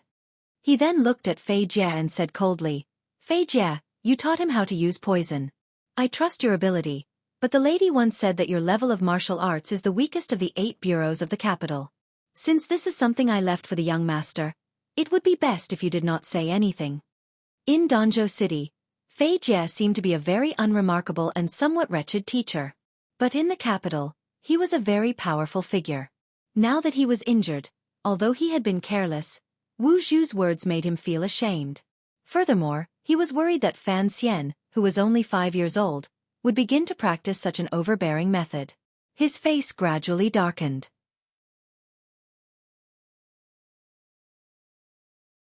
Chapter 13. Fei Jie's face darkened. Of course I have no right to question the method Master Wu Zhu taught Fan Xian. But I am curious. Why didn't you teach him yourself? After all, he is only 5 years old. Even if he is talented, as his mother's servant, you should be watching from the side in such a dangerous situation. What he said made sense.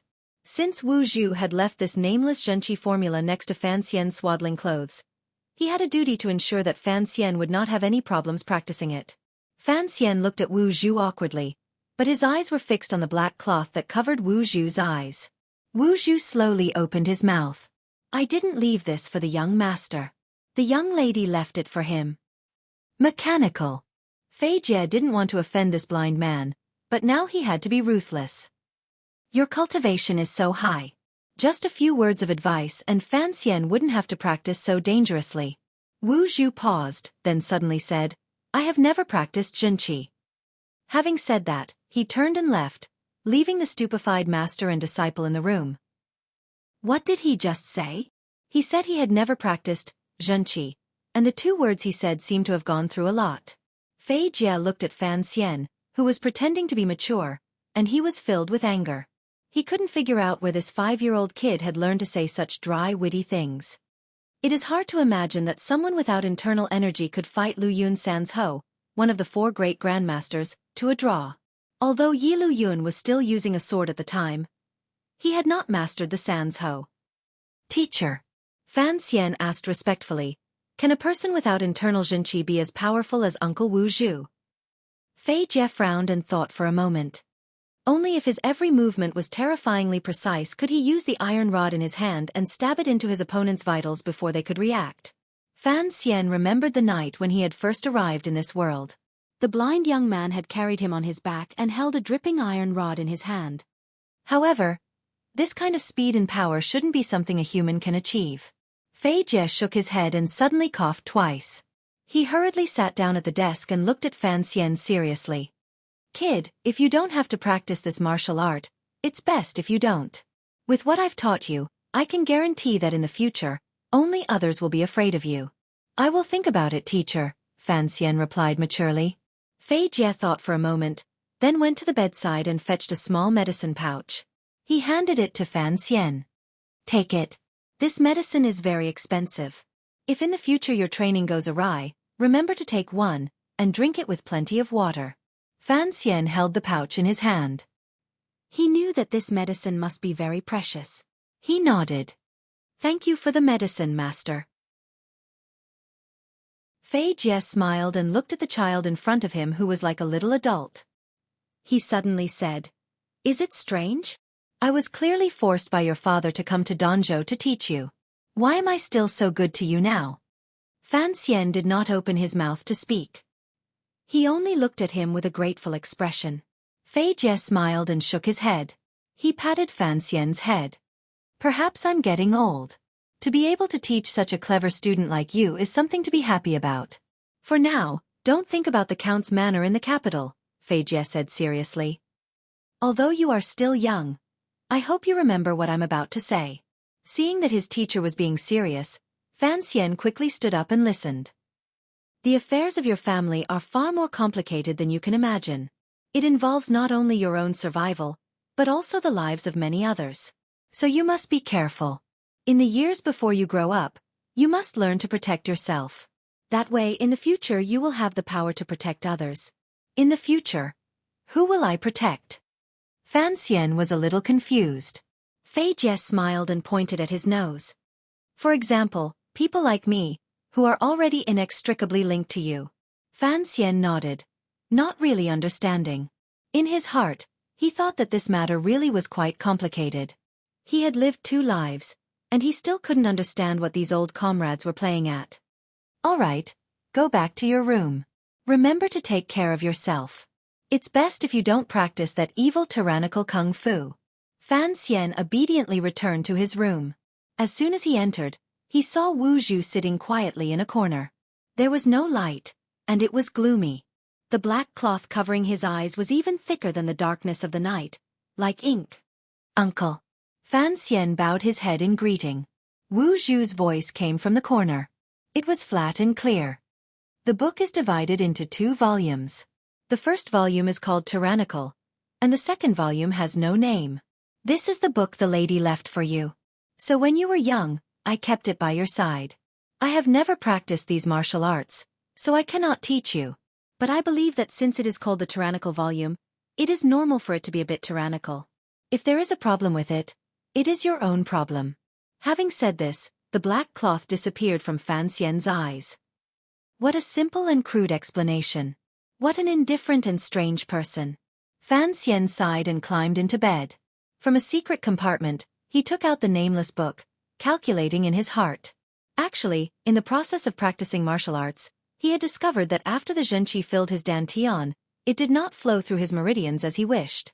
Instead, a portion of it went against the path of the virtual manner and poured directly into the snow mountain pass above his kidney.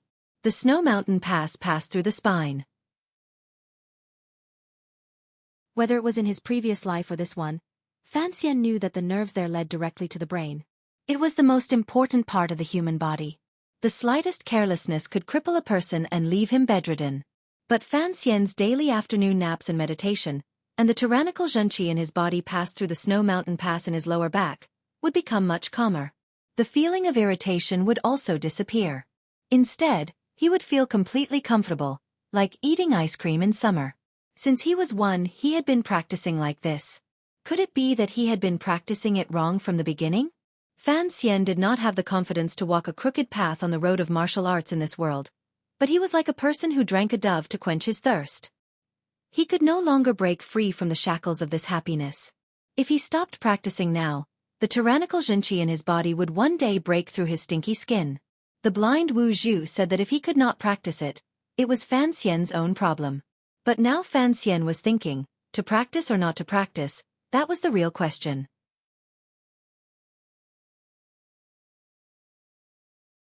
Chapter 14. Early in the morning, birds chirped in the garden.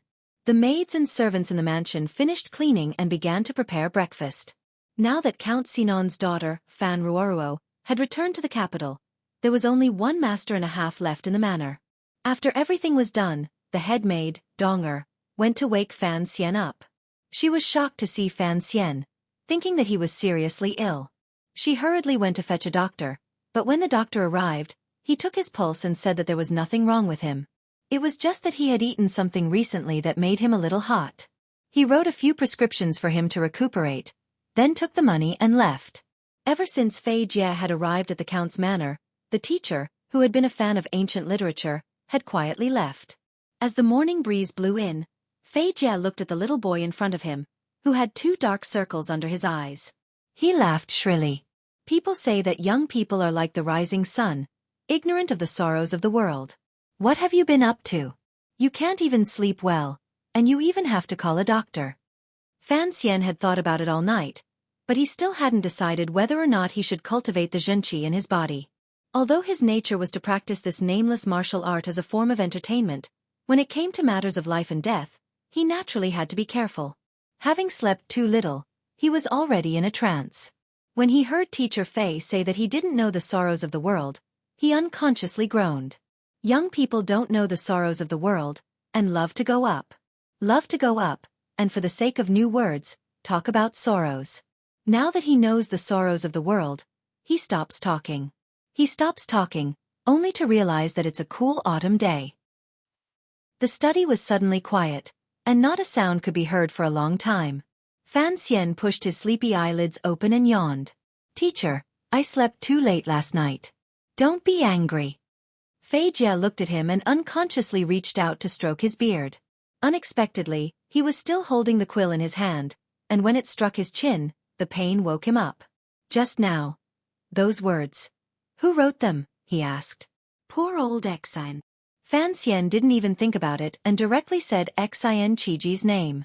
Only now did he realize what kind of mistake he had made. Seeing the green light in Fei Jie's eyes, Fan Xian stuttered, Lao Xian is a middleman who came to the west of the city last month to collect sea salt. Oh, it's well written. I wonder what the name of a merchant is. Xian. Qiji. Fan Xian stole a glance at him. Fei Jie's expression had already returned to normal, and the class began.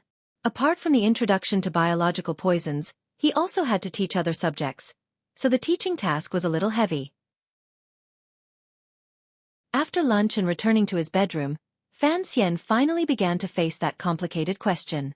Should he practice that overbearing and dangerous Xueqi or not? He held the yellow book in his hand and began to worry. But before that, the first thing he had to worry about was the words he had accidentally practiced in the study. Ugly Slave was a poem written by Xian Qiji after he was demoted. Fan Xian was very familiar with it, but he recited it casually. He had no idea how much trouble it would bring him, but he didn't know if he had fooled Fei Jie with the story he had just come up with. But judging by Fei Jie's expression, he must have believed it. The original author was a sea salt merchant.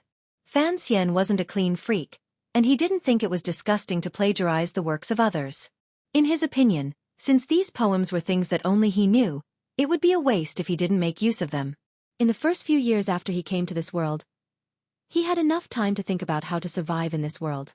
Plagiarism, a job with a bright future, was one of his plans without hesitation, and it firmly occupied the top 3 positions of glory. When Fan Xian was thinking about this part, he kept hypnotizing himself. I'm not yeast, I'm the disseminator of Earth's cultural heritage, the preserver, the great communitarian. But he didn't want to copy like this, not now. In his imagination, at least whatever he wrote, he had to use the names of his ancestors as his pen names. Just like today in the study. If a 5-year-old child wanted to copy, he should copy Luo Bianwang's White Feather Floats on Green Water, Goose Goose, Goose, Goose. That was so cheerful, in line with the child prodigy in his plan. And at such a young age, if he were to casually hum, "What's left to say? What a cool autumn day." That kind of phrase would no longer be a child prodigy, but a heavenly mountain maiden. He looked young on the outside, but inside, there were 365 cracks.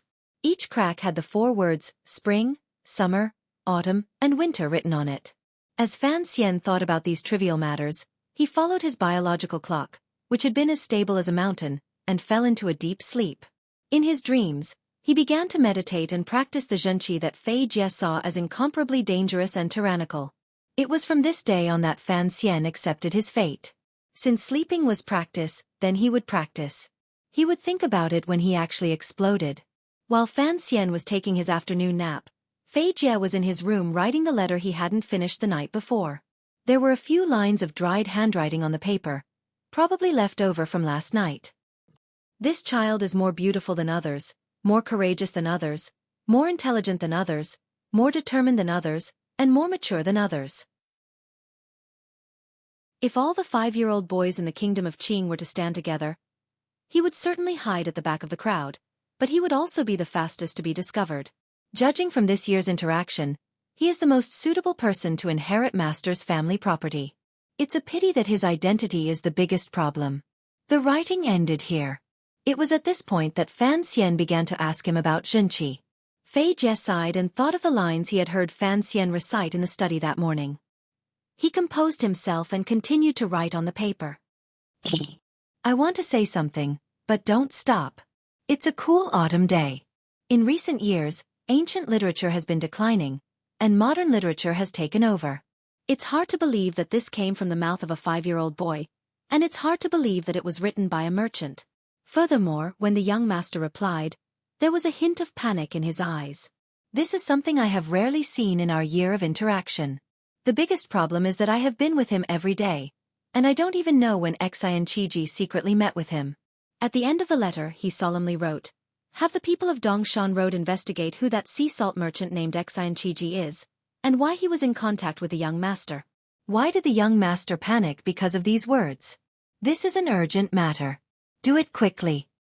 After writing his distorted signature, Fei Jie put down his pen. A few days later, the capital's Overwatch Council began to send out secret agents to search for a sea salt merchant. In the end, they found a number of illegal salt traffickers and toppled a number of high-ranking officials in the eastern part of the kingdom of Qing. The results were remarkable, but they still couldn't find the merchant named Xin. According to the rumors in the capital, Director Chen of the Overwatch Council, who was feared by the entire world, was furious because of this matter. The entire council was fined for 3 months, and the secret agents searched all over the world. God bless this world, with a pitiful man named Xin Xueqi.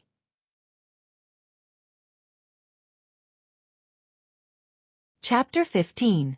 Another autumn came, and chrysanthemums floated all over the mountain. Fei Jie's teaching career in Danzhou was supposed to end in the summer, but Mr. Fei liked the air and sea breeze of Danzhou. He liked the food at Count Sinan's estate, and he really liked the child he was teaching. So he dragged it on for a few more months. A few months later, Sir Fei, who was adept at poisoning people to death, and who was naturally adept at making the elderly live longer, rubbed his belly, which was growing rounder by the day. He regretfully received a letter from the capital, and reluctantly took his leave from Count Sinan's old mother. The countess knew that the teacher before her had been sent by someone from the capital. She comforted him, but did not try to keep him. She gave him a thick red envelope, thanked him, and left. On the road west of Danzhou Harbor, teacher and student were having a conversation before they parted. Why do you not listen to me when I tell you not to practice that explosive Xueqi? Teacher, at least for now, I don't see any major problems. If there are no problems, then last night when you went to the kitchen to steal some wine, why did you break the entire urn? It was an accident, Fan Xian answered, distressed. Over the past few months, the Xueqi in his body had become more and more violent, and this kind of thing happened often. It had caused little Fan Xian to not tell ghost stories in bed with the serving girls for many days, because he was afraid that when everyone was huddled together, he would make an unforgivable mistake and ruin the flower. When you learn how to use poison, you learn the most powerful killing method in the world. Why do you still need to learn that? Because using poison can easily hurt innocent people. Fei Jie suddenly stared into the boy's eyes. Are you sure you're not even 6 years old this year? Fan Xian looked at his teacher innocently. It's not my fault that I'm precocious. Fei Jie exhaled and spat. It was not easy for him to spend so much time with this little freak without losing his mind. It was time to part. Fei Jie stroked the little fellow's head and turned his head to look at Danzhou behind him. The harbor was displaying its beauty against the backdrop of the blue sea and blue sky. If you really want to come to the capital in the future, to become a doctor, remember to look for me. Yes. Fan Xian bowed respectfully. He was truly grateful to the strange old man in front of him. The blind Wu Zhu had always been so cold. All these years, the adult soul in the child's body had found someone to talk to. Even if the other was his teacher, and his background was not simple, he was still grateful. Furthermore, after more than a year of interaction, he could feel that the old man had become more protective of him. Don't learn that Xueqi anymore. Teacher, you are really long-winded. Maybe it's because he's too old. Fei Jie rubbed Fan Xian's soft black hand on his head with one hand and stroked his own messy white hair with the other. However, that true qi is indeed useless. It's too powerful and uncontrollable. Fei Jie did not give up. That sword-wielding monster in Dongyi owes me a favor. If you are willing, I can introduce you to him as a student. Fan Xian sucked in a cold breath and said, You're talking about the sword saint of Dongyi? That's right, Fei Jie said temptingly. One of the 4 grandmasters. No matter what you practice is better than what you practice. Fan Xian was interested in something else. Teacher, how did you know him? Oh, when he was 8, his father invited me to treat him. Tiska, that monster was clearly an idiot. All he could do was hug a tree branch and stare blankly. I casually treated him, and after a few years, I heard that he actually learned the Sigu swordsmanship and became a grandmaster. Fan Xian looked at him with disdain. Casually treated him? Let's not talk about you swindling medical fees. Just the fact that you almost killed a future peerless master is enough to make you look down on. Feigning anger, Fei Jie strode toward the carriage in the distance. As he walked, he said, I've taught you the basics of biological poisons and the basics of related knowledge. But there is one most important thing I haven't told you yet. Fan Xian scampered along, his calves like wind and fire wheels. He followed behind his teacher. What is it? Detoxification is not difficult, nor is concocting the poison. The most difficult thing is to poison it. Fei Jie walked on without turning his head. Fan Xian stopped in his tracks, thinking carefully about what Fei Jie had just said. Having studied poison with Fei Jie for a year, he knew how difficult it was to find a colorless, odorless, and tasteless poison in this world. So the key was the word, poison. Fan Xian suddenly laughed shyly. He wasn't going to become an assassin, nor was he going to the palace to poison the emperor. What was the point of worrying about such things? He just had to make sure that Count Sinan's concubine in the capital couldn't find someone to poison him. After following Fei Jie for a year, he was confident. Fan Xian watched the carriage slowly move away, dust rising as it slowly landed by the roadside. He bowed to the carriage on the road. He knew that the perverted old man in the carriage must have been very reluctant to come to Danzhou. But over the past year, Fan Xian had followed him everywhere to dig up corpses and cut frog legs. He couldn't help but be infected with some of the old man's dark aura, and felt that he could be considered a friend despite the difference in age. Fan Xian couldn't help but feel a little sad when he left like this. Teacher Fei Jie is really a good person, but he's a little pitiful. For a long time after that, Fan Xian couldn't get used to it. Normally, when young noblemen were his age, they would gather friends to learn and have fun. Although Fan Xian was the only noble in Danzhou port, he could still find many playmates who were close to his age. However, Fan Xian knew that after he ended the story club, he could no longer hang out with his peers anymore. Because his mental age was much older than the other parties, he felt like he was taking care of a child when he was with those children. Not everyone was willing to be the king of children to satisfy their petty desire for power. Even in the original world, there were not many men who would be willing to go to kindergarten to be a teacher. This was the same logic. Teacher Fei Jie left Danzhou harbor and lost the only person he could communicate with. He felt that his life had become boring. He stood in front of the count's mansion, watching the people coming and going on the road. He felt a little lonely, not knowing what he would do in the future, nestled in the body of a little child. He thought about the wonderful things he had fantasized about when he first woke up, and couldn't help but laugh at himself. In his previous life, he had spent most of his time in a sickbed, and his ability level made his transmigration seem particularly pitiful. But he had thought that he was more capable than the people of this world, such as being able to make a few bars of soap, make a few ugly glasses, and come up with a few simple ideas that would bring him many benefits. But when Fan Xian found out that soap and glass had long existed in this world, Fei Jie had left Danzhou harbor in a four-wheeled carriage. When he found out that the horse of the guard next to the carriage had a saddle and stirrup, he felt a sense of failure and began to sigh.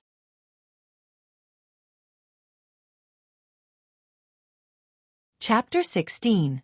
The sky above Danzhou suddenly darkened. The black clouds above their heads were heavy like wet, dirty cotton or overheated cotton candy. They hung above everyone's heads.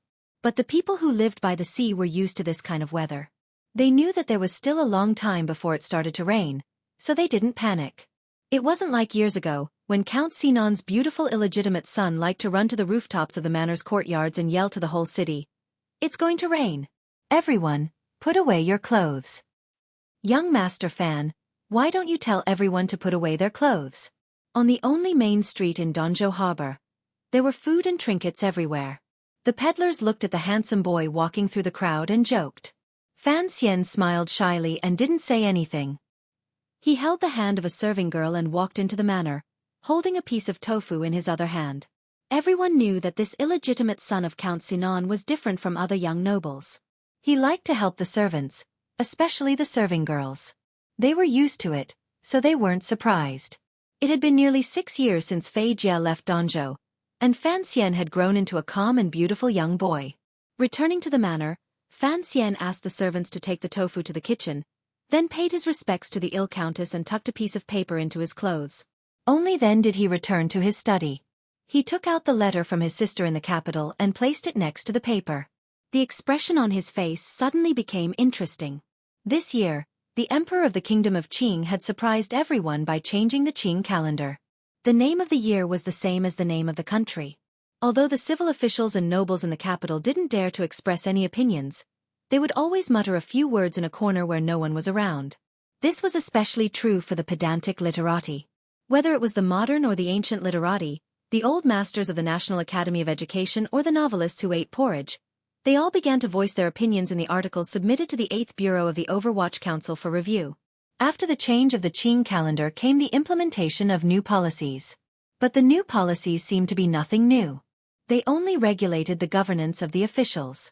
The only thing that struck the people as new was that in the first year of the Qing calendar, the palace suddenly issued an edict. The internal court began to publish newspapers. Newspaper? No one understood what it was until the internal court actually printed the first piece of newspaper. Only then did everyone exclaim in unison. No one took it seriously anymore. Because this newspaper was a product exclusively controlled by the royal palace, and the daily sample issue had to be approved by His Majesty himself before it could be printed, it was impossible to publish any articles that would cause trouble for the empire. After a few issues of the newspaper, which cost 1 silver coin each, were bought by the people in the capital who loved to try new things. Some of the nobles felt that they had been tricked by His Majesty. Was the palace preparing to build a new garden? There was nothing of value on that thin piece of paper. It only wrote about various places of interest and biographies of people from the previous dynasty. On the side that took up the largest space, there were flower-like borders printed around it. They recorded the private lives of many officials in Jingdo, such as how the head of the military council was brutally beaten by his fierce wife, why the commander of the Jingdo garrison was missing a front tooth, and so on. There was also some gossip involving neighboring northern Qi and Dongyi, but the officials of the Qing kingdom only paid attention to their own matters. In the beginning they could laugh and laugh. Later, when it was their turn, they knew the taste of losing face. They had wanted to make trouble for the newspaper, but the emperor was behind them, so they could only reluctantly give up. The newspaper had a small print run. There were only 2 copies in all of Danzhou. One of them was for the count's estate. When Fan Xian stole the newspaper that the servants were talking about from his grandmother's room and hurriedly scanned it, he was unable to control the expression on his face. He opened his mouth wide and wished he could stuff his fist into it. What era was this? There was a gossip newspaper, and it was supervised by an imperial edict. There was another new policy. The royal family had issued the Open Postal Act. Nowadays, postal routes were unimpeded. This way, the brother and sister could quietly communicate without fear of others finding out. Fan Xian frowned as he looked at the newspaper in front of him. During this time, he had heard many things about the new policy from passers-by. In his opinion, it was purely a product of the emperor's mischief. But everyone knew that the emperor had never been one to make trouble. Fan Xian was not in the mood to change the world, nor did he have any interest in changing it. But when some aspects of the world had become similar to his previous world, he naturally wanted to know what was hidden behind these things. After this awkward thought process, he still couldn't figure it out. He smiled bitterly and pushed the newspaper aside. He thought to himself, could it be that there's another person in this world who has traveled through time, and one who is especially ambitious? But none of this had anything to do with him. The letter next to the newspaper was inextricably linked to him. In Fan Xian's memory, Fan Ruoruo was the one who was related to him by blood. Many years ago, he had spent a short period of his childhood in Danzhou. She was tanned and skinny, and she was not even as beautiful as he was.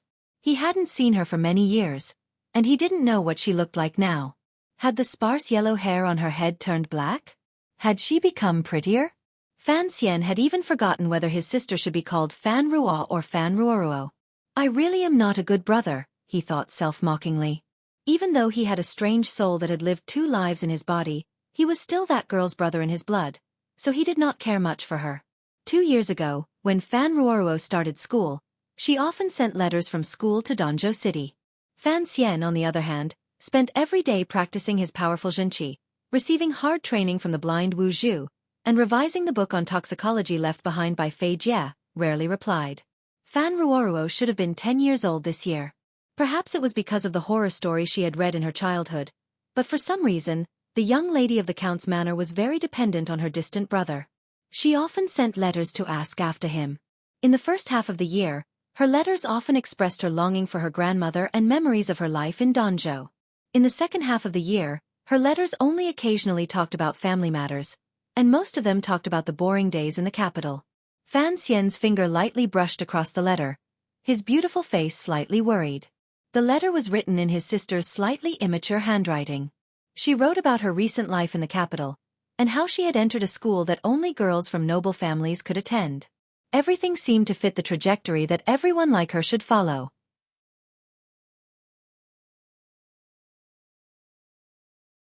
Chapter 17. But between the lines of the letter, there was always a hint of worry that did not match Fan Ruoro's age. Thinking about it, the concubine who had given birth to a son had become more and more arrogant after the death of the First Lady. The little girl was alone in the capital, and Count Sinon was busy with official business. Perhaps there were some problems with her life. Fan Xian picked up his brush and dipped it in ink.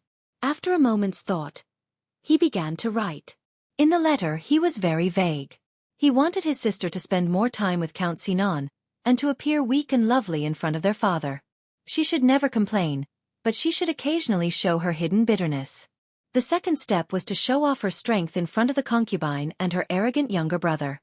As the saying goes, a kind person can be bullied. If you don't want to be bullied, you have to at least show that you have the will to resist. The third step was to treat the servants in the family better, especially Count Sinon's aides. She had to look at the uncle with pure innocent eyes, and look at him with idle admiration. After that, she had to offend the current mistress of the capital, suffer a little, and then find a way to let the master know. Any man would have an inexplicable desire to protect someone, especially his own daughter. He believed that under the influence of his surroundings, Count Sinon would remember that his dead wife had left him a daughter. But this kind of family strategy needed to be mastered. Fan Xian casually gave a few pointers, thinking that if Ruoruo was smart enough, she would understand what he meant. But he didn't know if these tricks, which he had learned from the romance novels of his previous life, would be useful. He waited anxiously for a reply, afraid that his blind suggestions would bring trouble to the 11-year-old girl. After 2 months, Fan Ruoruo's reply came. He didn't know if it was because of these tricks, or if there was no such thing as a stepmother abusing her daughter in the capital, but Fan Xian could clearly see that his sister was very happy. But in the letter, Fan Ruoruo asked, puzzled, why should he treat the servants in the family better? Only then did Fan Xian realize that in such a stratified society, not everyone saw the relationship between people the way he did. So he wrote another letter, and told a few short stories to show that respect was not only good for others, but good for oneself as well. Originally, Fan Xian had wanted to copy a few stories from the Decameron from his memory and send them to the capital. He remembered that when he was reading textbooks in his previous life, the authoritative critics had always praised Boccaccio for praising love and advocating social equality and equality between men and women. But after a moment's thought, Fan Xian felt a lingering fear. He remembered that the Decameron contained quite a few dirty jokes. This was a small interlude in Fan Xian's life, but it gave him some sort of spiritual sustenance. It seemed that whether the little girl in the capital was doing well or not had become an indicator of his happiness index. Although Fan Ruoruo, who was far away in the capital, was young, she could feel from these letters that her brother, who was far away in Danzhou, was different from other children. This pair of brother and sister, whose mental ages differed greatly, continued to write to each other. It was clear that Fan Xian had influenced Ruoruo quite a bit. The way she spoke in her letters was much more mature than the average young girl, and her view of the world had begun to change slightly. There were kites in spring, fish in summer, bluebirds in autumn, and geese in winter. Letters came and went, and the days passed just like that. Every time Fan Xian wrote to Ruoruo, he would smile bitterly and shake his head. His arm had not been well for the past few years. It was either swollen or painful, as if it was being pricked by needles. Sometimes he could not lift his right hand, so he had to write with his left. When Ruoruo, who was in the capital, received the letters, she would marvel at her brother's carefulness, changing his handwriting from one letter to the next. All of this stemmed from that night 6 years ago. After Elder Fei left, little Fan Xian was lonely. One night, he snuck out of the dog hole and arrived outside the strange grocery store that was often closed. He found the back door, took out the key from the thick grass at the bottom of the stone steps, and opened the door. The grocery store was pitch black until Fan Xian arrived at the back door, where a weak oil lamp was lit. Little Fan Xian sniffed, and easily found the millet wine that Wu Zhu had prepared for him. He smiled sweetly, picked up a bowl, and began to drink.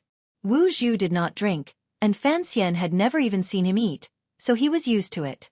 However, this scene inevitably looked a little absurd. A 6-year-old boy was actually drinking like a heroic ranger in the world. No matter who saw it, they would think that their eyes were playing tricks on them.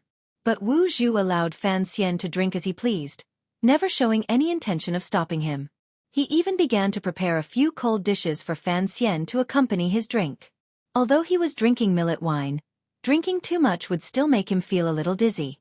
Fan Xian squinted his cute little eyes and looked at the expressionless blind man, who seemed to never grow old. "Uncle, why haven't you changed after all these years? It's like you don't age." He then answered his own question. "It seems that the best of the best can stay young forever. But you've never practiced Nigong, have you?" "Uncle, how many people are there in this world who are truly powerful? How are they ranked? 9th level? Why is it 9 again?" The drunk little boy did not notice the loophole in his own words. "What level are you?" "No level." "What level is that idiot who practiced the Sigu sword in Dongyi?" "No level either." "What level is Yi Lu Yun, the uncle of so-and-so in the capital?" "Still no level?" Actually, Fan Xian was answering his own questions. In the end he laughed and said, "That won't do. I'm going to train to no level too."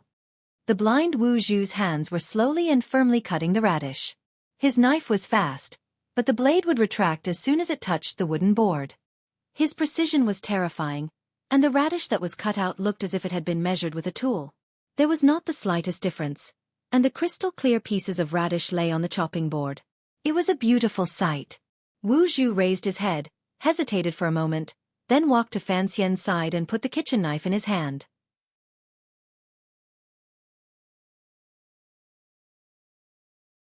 Chapter 18. That night, Fan Xian stared blankly at the carrots on the chopping board. After digging up graves and dismembering corpses, he began the second part of his life, which was extremely beneficial but also extremely tragic. Sometimes he felt that life was very interesting. Out of nowhere, he had 2 teachers with strange temperaments who did not care about his precocious nature. Furthermore, Fei Jie and Wu Zhu had taught him how to use poison and kill people. The methods they used were quite perverse. Late at night, a very soft tapping sound came from the back room of the grocery store. Wu Zhu turned to the side and said coldly, "I'm cutting very slowly today." Fan Xian wiped the sweat from his forehead and looked at the small mountain of shredded radishes in front of him. He smiled slightly and moved his right arm. He found that after years of training in shredding radishes, his speed was about the same as Wu Zhu's, and the thickness was almost the same. But the swelling in his right arm disappeared and the pain returned.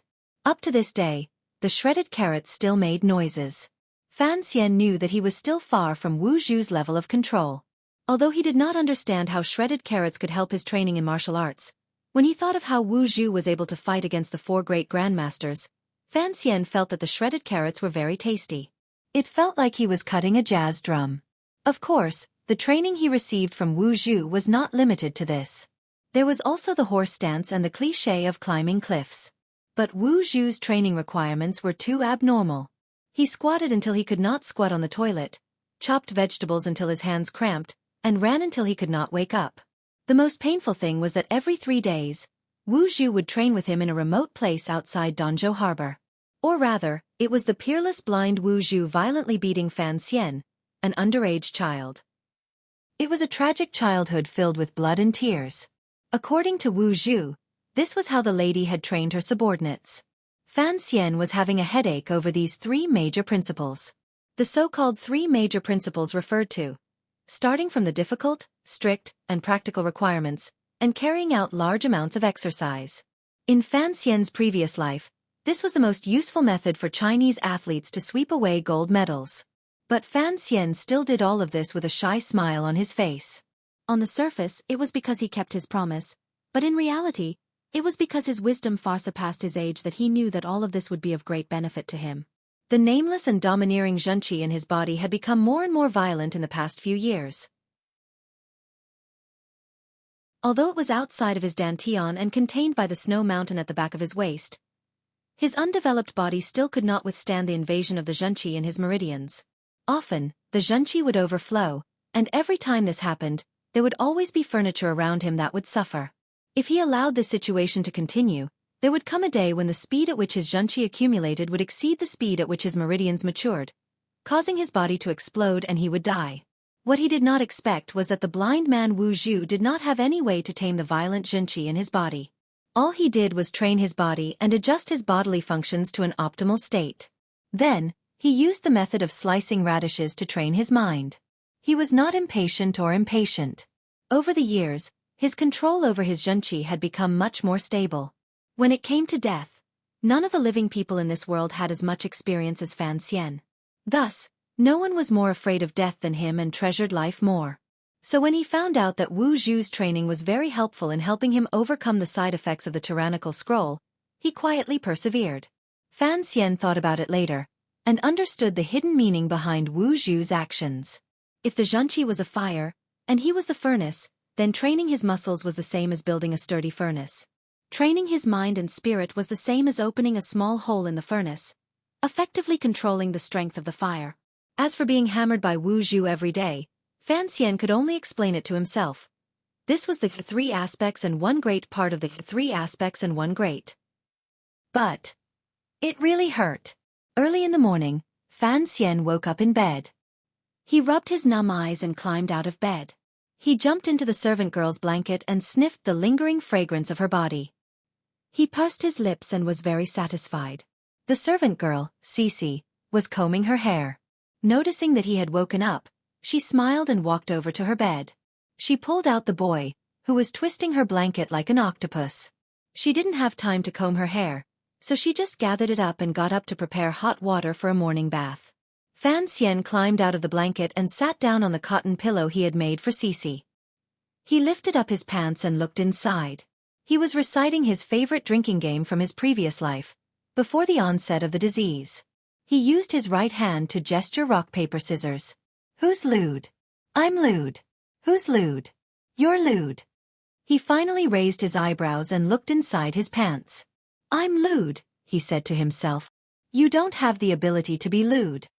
Having been in this world for many years, Fan Xian had long since gotten used to this kind of decadent lifestyle. He yawned as he waited for the servant girl to return. Unexpectedly, after waiting for a long time, he almost fell back to sleep, but there was no hot towel on his face. He didn't know what had happened, but he could hear faint curses coming from the courtyard. Fan Xian put on his clothes and walked out curiously. He immediately saw something that made him very unhappy. In the garden, the visibly tired housekeeper Zhou was fiercely scolding the servant girl, Xueqi. It seemed that Xueqi had rushed out to fetch hot water, so her hair was not combed properly and her clothes were not neat. There were a few servant girls surrounding her, their faces full of fear. This housekeeper Zhou had come from the capital 2 years ago. Fan Xian naturally knew that he was sent by his mistress to keep an eye on him. But over the past year, the housekeeper had behaved himself, and Fan Xian had been secretly watching him. He hadn't seen him do anything, so he had always let him be. But today, the housekeeper was scolding his own servant girl. This made Fan Xian very unhappy. He was a very protective person. He narrowed his eyes and walked over to the housekeeper. But for some reason, the housekeeper was particularly stubborn today. He insisted that Xueqi go to the backyard to be punished. Fan Xian frowned and raised his beautiful face to look at the housekeeper. He laughed. She's my servant girl. I'll take her back and keep an eye on her. His words seemed very calm, even a little weak. The servant girls around him heard something else and became afraid. They didn't know if the greatest hidden danger in Count Sinan's household, the conflict between the two rooms in the capital and Danzhou, could be suppressed.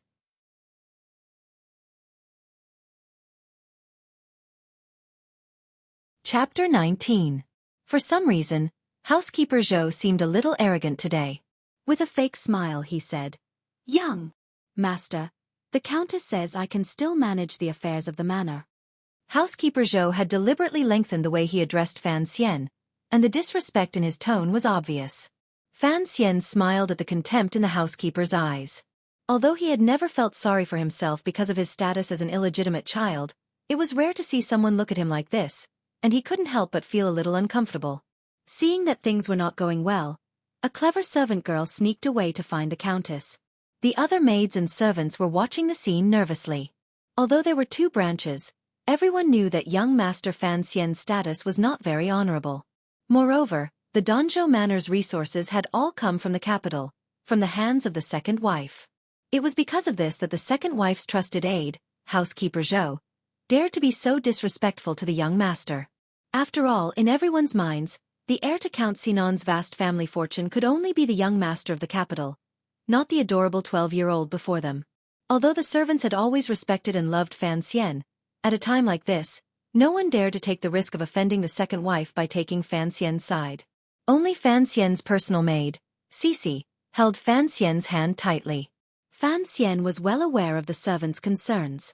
It was not easy for anyone to live a better life, so he did not feel sad or disappointed.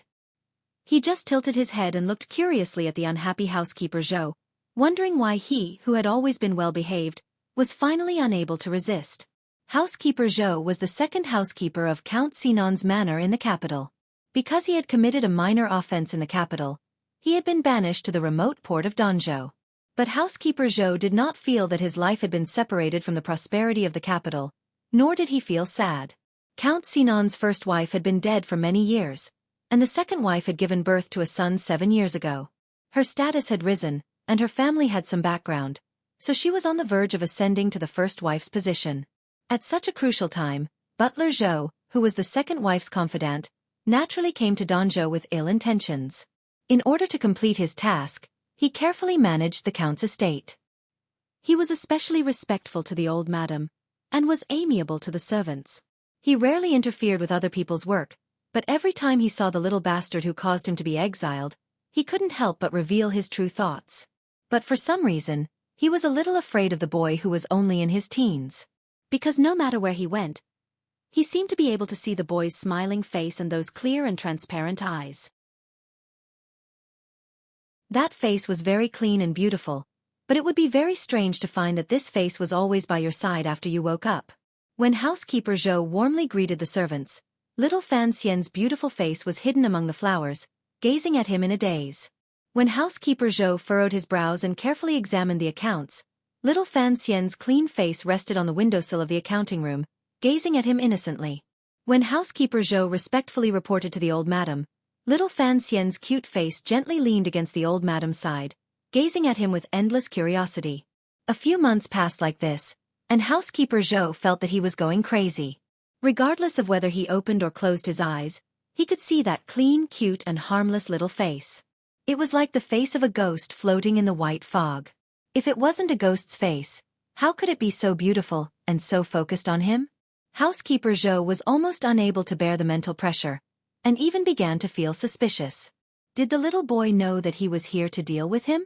But housekeeper Zhou immediately thought, this bastard is so young. How could he know about the treachery of the adult world? But why does he always look at me? Why? Just like in this situation, my words should have made this little bastard feel humiliated, so why can he still smile? Housekeeper Zhou laughed coldly, thinking that the matter in Danzhou was about to end, so why should I be angry at this little bastard? Fan Xian didn't know that his unscrupulous observation of the housekeeper would bring him so much mental pressure. Of course, even if he had known, he wouldn't have felt any more apologetic. He was just curious about what that concubine in the capital would do to deal with him. But seeing housekeeper Zhou use the excuse of teaching his servant girl a lesson to embarrass him, Fan Xian's mood had already begun to become gloomy. After hearing the words, young master, the smile on his face began to slowly fade. I heard that a few years ago, young master, you chased a servant girl out of the manor. That was too willful. Housekeeper Zhou didn't seem to see the young man's expression change, and continued to speak with a trace of disdain on his face. From now on, young master is still young, so don't worry too much about the affairs of the manor. Fan Xian smiled. Are you warning me to behave? Housekeeper Zhou said he didn't dare, but his tone was arrogant. How could I dare? It's just that before I came, the second mistress said that young master is still young, and that I should look after him. Aren't you afraid that I'll put on my airs as a young master and slap you in the face? Fan Xian asked curiously. Housekeeper Zhou laughed and stroked the thin beard under his chin. Although young master, this one lost his mother when he was young, and has few people to discipline him, but everyone knows that he has been well educated since he was young. How could he treat his servants so harshly? He looked at the handsome young man in front of him, and laughed to himself. A child like this actually wants to put on airs in front of me? Oh! At that moment, Fan Xian seemed to remember that he was an illegitimate child. He came to his senses and turned to leave. Although the servant girls were secretly feeling indignant for the young master, seeing that there was no conflict, they also felt relieved for Fan Xian. Holding Fan Xian's hand, Cece's eyes began to moisten. She thought that the young master was really pitiful, but she was afraid that he would be angry. She stole a glance at Fan Xian out of the corner of her eye, and saw that his eyes were full of serenity. Fan Xian took Cece's hand and entered the house. He moved 2 stools to the door and let Cece sit on one, while he moved the other to the garden. The servant girls had not yet dispersed, and housekeeper Zhou was still reminiscing about his heroism. Fan Xian placed the stool in front of housekeeper Zhou. The people around him thought it was strange, and housekeeper Zhou didn't understand. Just as he was about to ask, Fan Xian had already stepped on the stool and stood on it. At that time, Fan Xian was only 12 years old, and he wasn't very tall. With the stool, he was only about as tall as housekeeper Zhou. Everyone was puzzled. They didn't know what he was doing on the stool. At that moment, they saw Fan Xian raise his right hand to his mouth and blow out 2 hot breaths, then raise it high. "What are you doing?" This sentence was still in housekeeper Zhou's mouth, but he didn't have time to spit it out. Fan Xian's little hand had already swung back and slapped forward. Slap! A crisp sound rang out. Housekeeper Zhou was slapped to the ground. A bright red handprint appeared on his face, and a trickle of blood seeped from the corner of his mouth. He was completely stunned. He had never imagined that this child would be so strong, and this child actually dared to hit him. Little Fan Xian jumped down from the stool and rubbed his wrists. He took a handkerchief from a servant girl and wiped his hands. Looking at housekeeper Zhou, who was on the ground covering his face and moaning, Fan Xian said softly, "Even a well-educated person can hit someone. Although I don't mistreat servants, I'm happy to show you what it means to be a spoiled brat."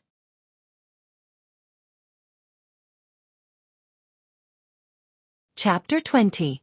Housekeeper Zhou fell miserably to the ground.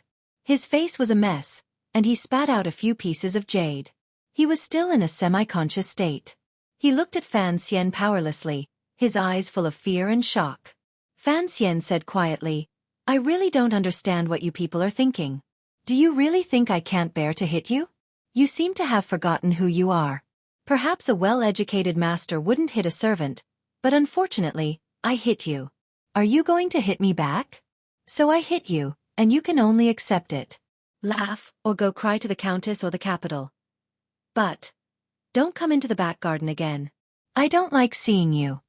Having said this, he dusted off his trousers, turned around, and walked up the stairs. He told the dumbfounded Cece that he was going out, and left the count's estate. Behind him, the faces of the maids and servants involuntarily revealed expressions of fear.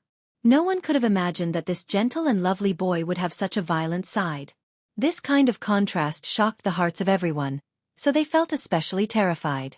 At that moment, the countess also came to the back garden. Seeing the housekeeper lying on the ground in pain, she thought of the child, and couldn't help but smile meaningfully. Last year, he had chased the head servant out of the manor. Today, he had slapped housekeeper Zhou so hard that he didn't know what was going on. The 12-year-old Fan Xian had finally succeeded in establishing some of his authority in the count's estate. 10 miles west of Danzhou Harbor was a treacherous area with dense reefs. The sea breeze blew the blue water in that direction and smashed it into the hard rocks, kicking up a large cloud of snow. On the east side, there was a narrow path that flickered in and out of the strange rocks. Fan Xian walked over from that path and turned his body so that his back was facing the ocean. Hearing the deafening sound behind him, he raised his head to look. In front of him was a precipitous cliff. This mountain peak by the sea was born out of thin air, formed by nature.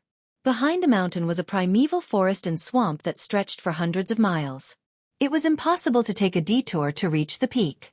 If they wanted to reach the peak, they had to climb up the cliff. Fan Xian glanced at the surface of the cliff and furrowed his brows slightly. In his mind, he immediately found the path he often climbed. However, the wind by the sea had been strong these days. Some of the rocks that had protruded out of the cliff had become loose. If he was going to climb it today, he had to be careful. The waves behind them crashed against the black rocks, but they could not pass through the stone's merciless and cold barrier. They only sent some seawater to the shallows, making the sand here much more humid than in other places. His feet were in the gravel, and the edges of his shoes were wet, making his feet uncomfortable. He took off his shoes and placed them in a clean hole at the bottom of the cliff. He found some dry sand and rubbed it on his palms, then began to adjust the Xueqi in his body. Once he was ready, he placed his right hand firmly on an inconspicuous protrusion on the cliff. Exerting a bit of force, his entire body floated into the air and climbed up lightly. He climbed very quickly, his entire body sticking close to the cliff's surface. He looked like some strange animal that was good at climbing. Every time he stretched out his hand, landed his foot, and exerted force, it seemed very gentle and free. He did not feel that he was using a lot of force. In a short while, he was almost at the top of the cliff. The sea wind around him swirled around him, blowing away the heat and sweat from his body. It made him feel very comfortable. Brother Jing probably didn't climb as fast as I did, but the blind man at the top is much more ruthless than Ma Yu. As Fan Xian climbed, he thought about what had happened in the manor's garden. He felt that things were a bit strange. The second madam's trusted housekeeper had been well behaved for over a year. Why did he make a mistake today and give Fan Xian an opportunity? The sea breeze carried moisture, so the exposed rocks were somewhat slippery. Fan Xian saw that he was about to reach the peak, and his state of mind relaxed. He was also thinking about the matters of his family, so his mind wandered for a moment. His right hand slipped, and he almost fell. It seemed dangerous, but Fan Xian did not panic. His left hand was filled with his powerful Xueqi, and his 3 fingers tightly gripped the corner of the rock that was the only thing he could use as leverage. His slightly trembling fingers seemed to be deeply embedded in the rock, and could not escape. A wooden stick stretched down from the top of his head, indicating that he should grab it. Fan Xian seemed to want to escape from the stick. Without looking, he swung his body back and pushed off the cliff's surface with the tip of his foot. His whole body borrowed the force to leap up, dangerously close to the top of the mountain. If you're not focused enough, you'll lose your life. On the edge of the cliff, Wu Zhu, dressed in coarse clothing, stood facing the sea wind. His eyes were covered by the black cloth as usual. Fan Xian ignored him and sat down cross-legged.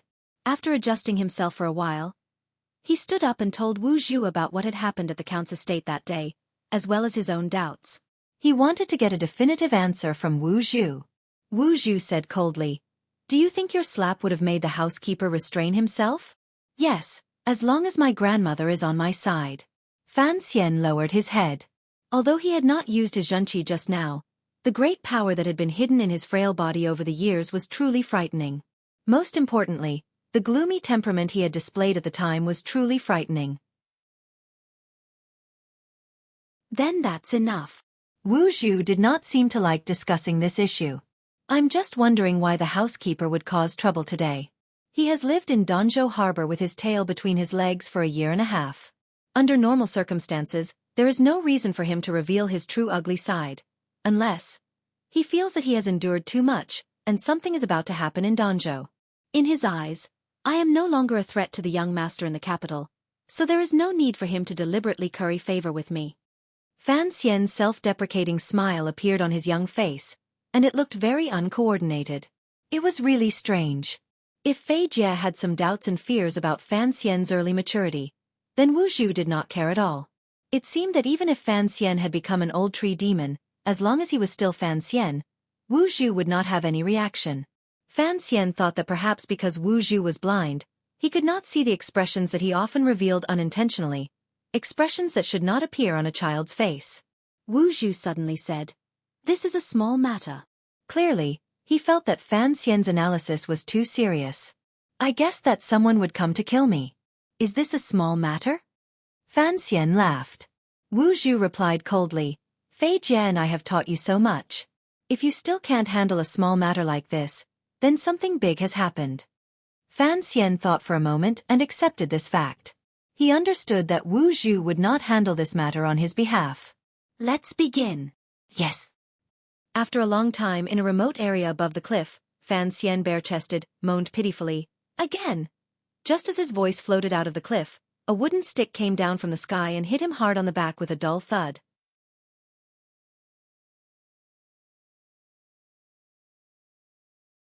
Chapter 21. At that moment, the powerful Xueqi in Fan Xian's body had already reacted on its own, covering his back in a dense layer. But the wooden stick was too fast, and before the Xueqi could react, all of its power had pierced into his back. The word pierced was used because the stick's owner's attack was like a straight line, and all of the power was concentrated at the tip of the stick. Fan Xian let out a stifled cry of pain. Although his body was protected by Xueqi, the pain still penetrated into his bones, and his whole body curled up.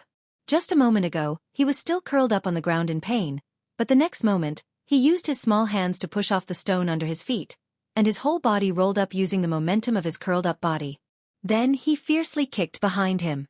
Anyone who saw a beautiful young man kick out with such a treacherous kick would feel fear. But the only response he got was a simple "pa."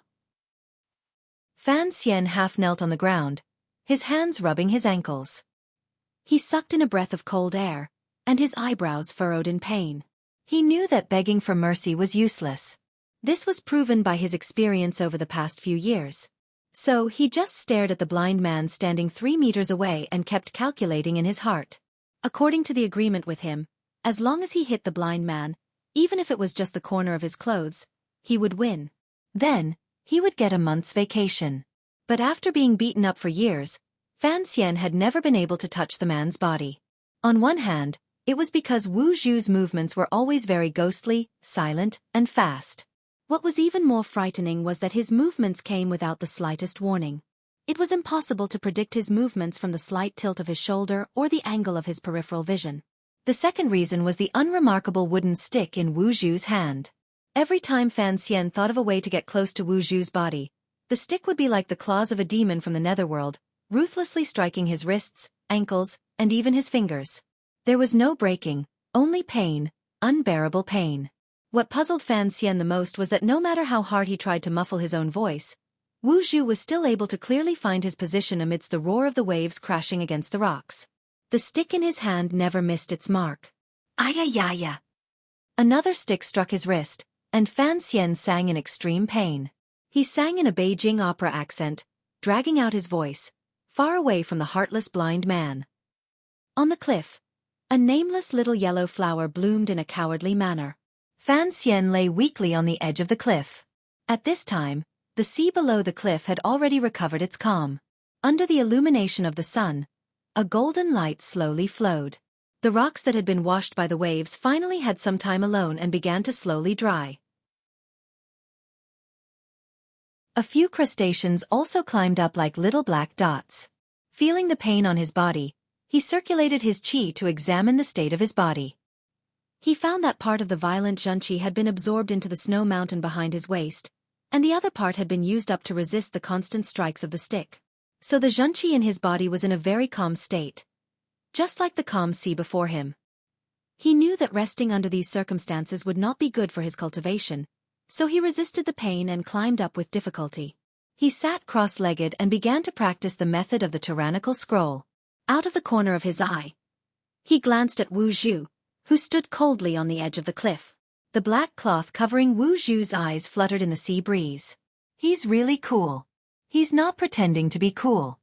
Fan Xian quietly commented on the blind man in his heart, and quietly said, "Uncle, be careful not to fall." Wu Zhu was such a powerful person, and naturally he would not die from falling off a cliff. Fan Xian was just speaking blindly. Don't get distracted. Wu Zhu threw down these cold words and no longer paid attention to him. Fan Xian sighed in his heart and began to calm his qi and spirit, entering a state of meditation. After an indeterminate amount of time, he awoke amidst the sea breeze and found that the sun in the sky had already shifted its position. Not far from him, Wu Zhu still maintained his steady posture. In the sea breeze, he was like a flag that would never be cut down. He stood up and found that his body had completely recovered. His Xueqi had become more abundant, and the impact on his meridians had weakened. Although his muscles and ankles were still sore, after returning to the manor, he used the medicinal wine he had prepared to rub them down, and they were naturally fine. In the slightly fishy sea breeze, he walked to the edge of the cliff and stood side by side with Wu Zhu, but he was much shorter than Wu Zhu. He picked up a stone and threw it into the sea with all his might. At this time, the Xueqi in his body was vigorous, making him much stronger than the average person. The stone flew far away and landed on the surface of the sea, making a small splash that was barely visible to the naked eye. He was somewhat satisfied with his strength, thinking that even the best martial artists did not have as much arm strength as he did. Looking at the magnificent blue waves in front of him and the free birds flying in the sky, the chi in his body was drawn by the outside world. He couldn't help but feel refreshed. He spread his arms and roared at the surface of the sea. This roar was to vent his depression, to vent his nostalgia for his old world, to vent his love for this world, and to vent the feeling of a trapped beast that he had never had the courage to leave Danzhou. The capital, I will come back one day. Wu Zhu seemed to not hear his roar, and continued to stand there quietly. What are you going to do? Fan Xian was stunned. He realized that Wu Zhu, the man of few words, had finally opened his mouth to ask him. He couldn't help but smile and answer, to see what this world is really like, of course. The outside world is very dangerous, Wu Zhu said coldly, still not turning his head. Fan Xian shrugged his thin shoulders, looking somewhat comical. I have Uncle Wu Zhu to protect me. What is there to be afraid of? After I came out with the lady, I forgot some things. Wu Zhu's normally calm voice suddenly paused. So in this world, there are many people who can hurt me, and naturally they can hurt you. Uncle, you are modest. Fan Xian smiled sweetly, thinking that in this still unfamiliar world, he only had one strong bodyguard. If even Wu Zhu wanted to be a shopkeeper who didn't have to do anything, what would he do? If I were by your side in the capital, I would bring you trouble. Fan Xian raised his head and looked at the blind Wu Zhu's seemingly expressionless face. He thought for a moment, then replied with some embarrassment, I will protect you. After hearing this, Wu Zhu finally turned his head and very seriously stared into Fan Xian's eyes. This. The lady also said this. Fan Xian smiled. It seemed that his shamelessness was somewhat like his mother's.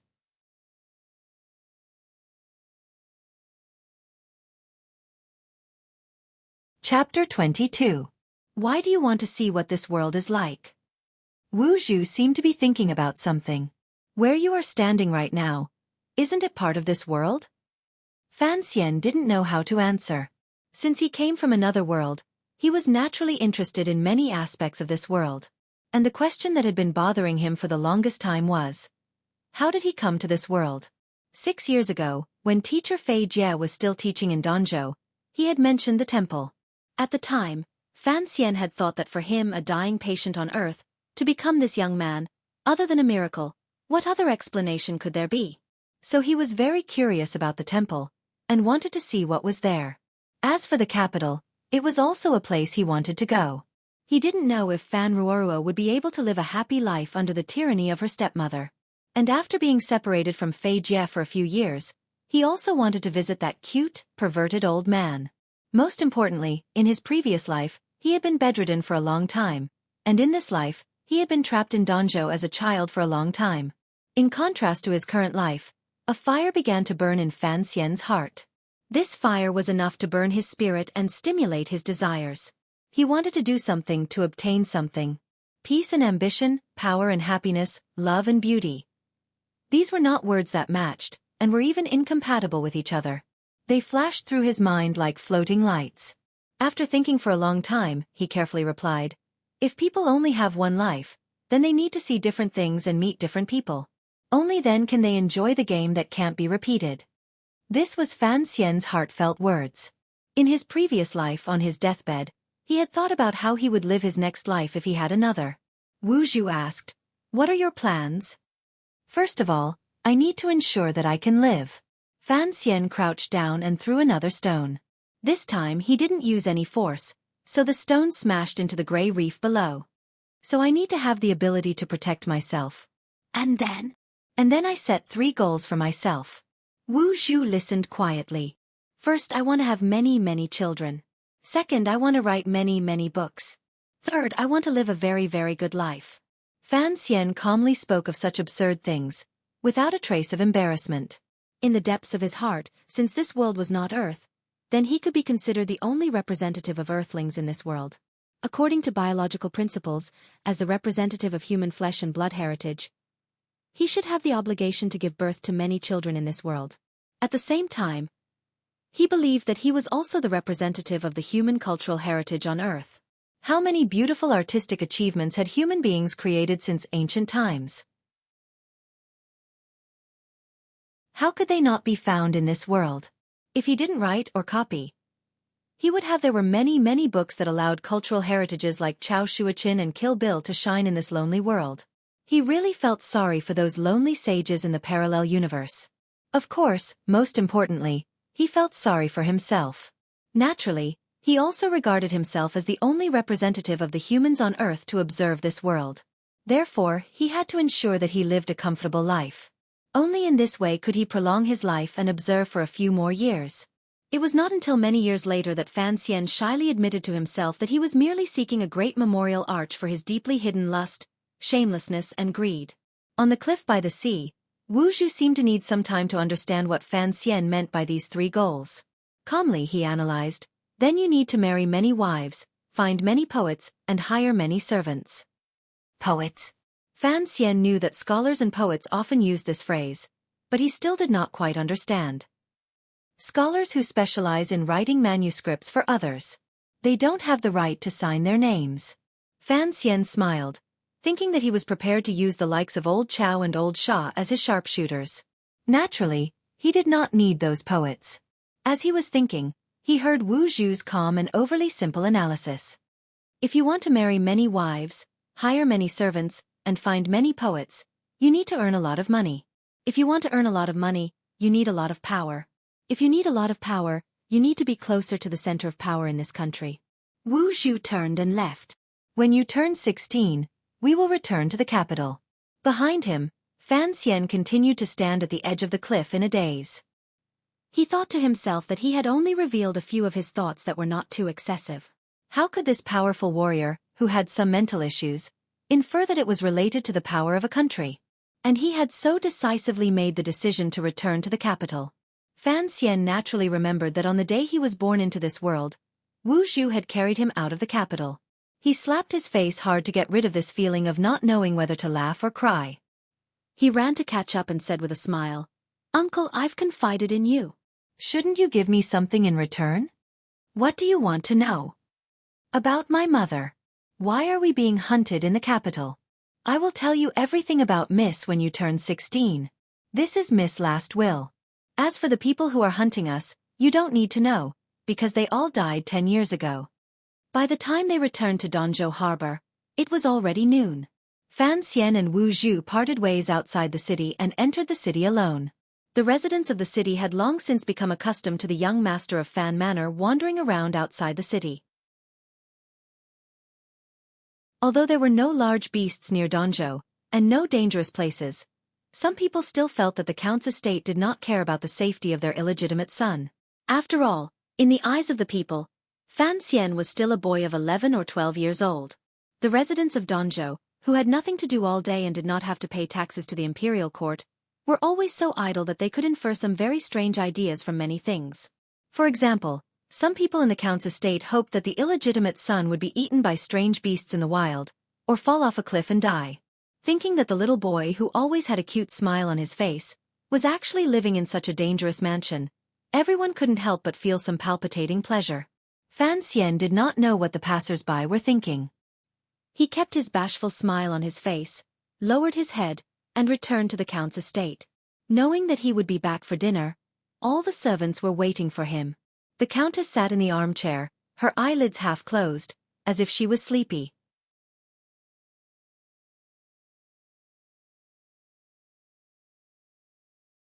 Chapter 23.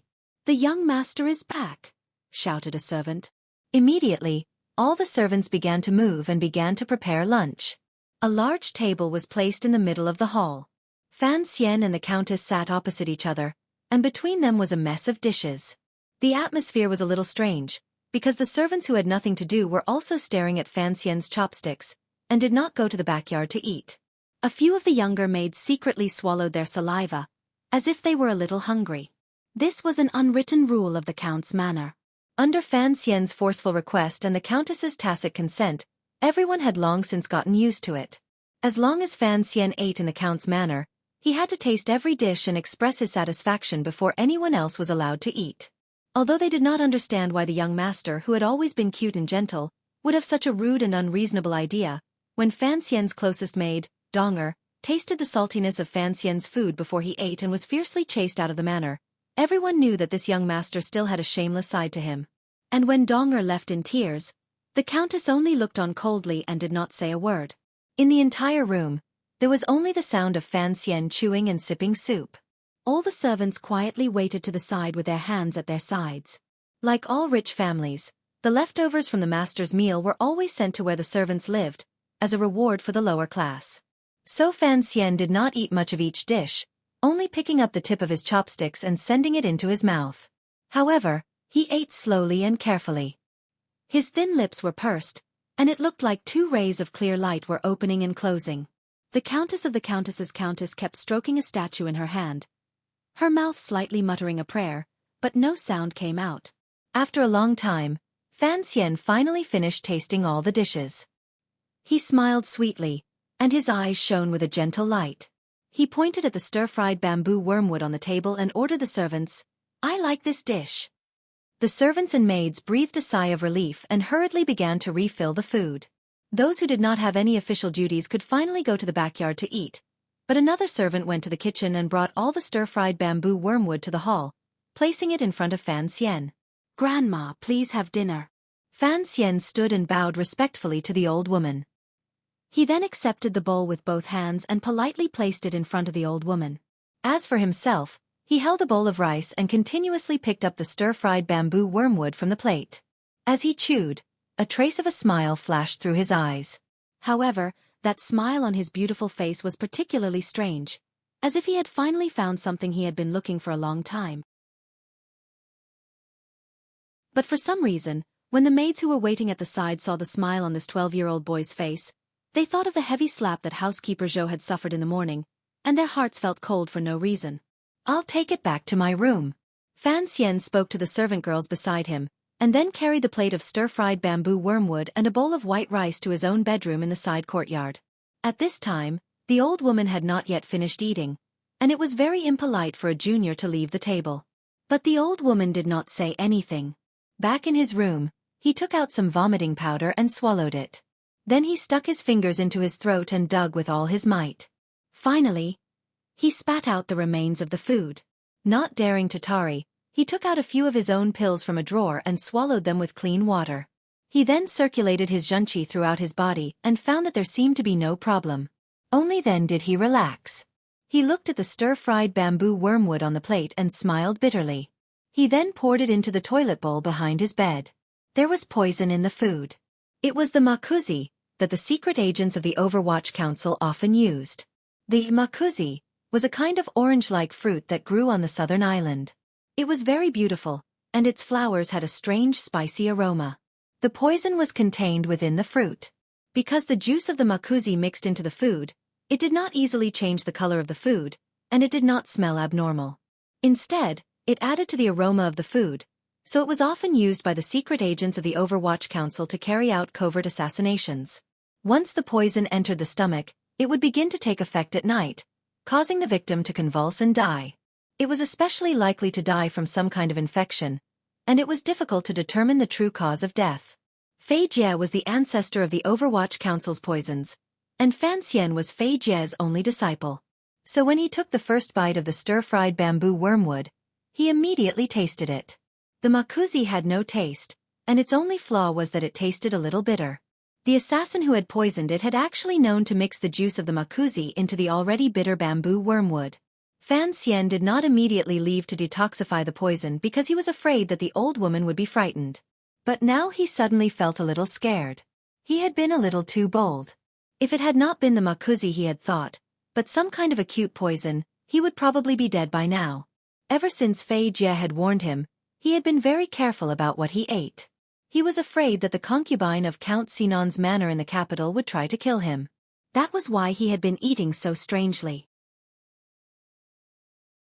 He was afraid that the poison he had eaten would not kill him, but would instead kill the servants in the manor. So he had requested that all the dishes be tasted by him first, just like the legendary eunuchs in the palace who specialized in tasting dishes.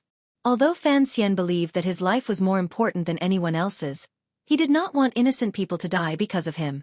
Seeing that the young master had come to the kitchen, the servant hurriedly stood up and brought a stool for him to sit on. "Young master," he asked with a smile, "did you not have enough just now?" Would you like some more? Fan Xian laughed. I like the stir-fried bamboo wormwood, he said. The cook stood to the side and laughed. As long as the young master likes it. Yes, it's quite fresh. When did you buy it? Fan Xian nodded vigorously and asked carefully. I bought it this morning. Of course it's fresh. By the way, did anyone from outside the manor come to the kitchen today? The vegetable delivery man, Old Ha, is sick. His nephew came by. Nothing. I'll be on my way then.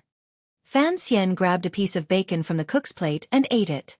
As he chewed, he smiled shyly. Don't tell Granny that I came to the kitchen to steal food.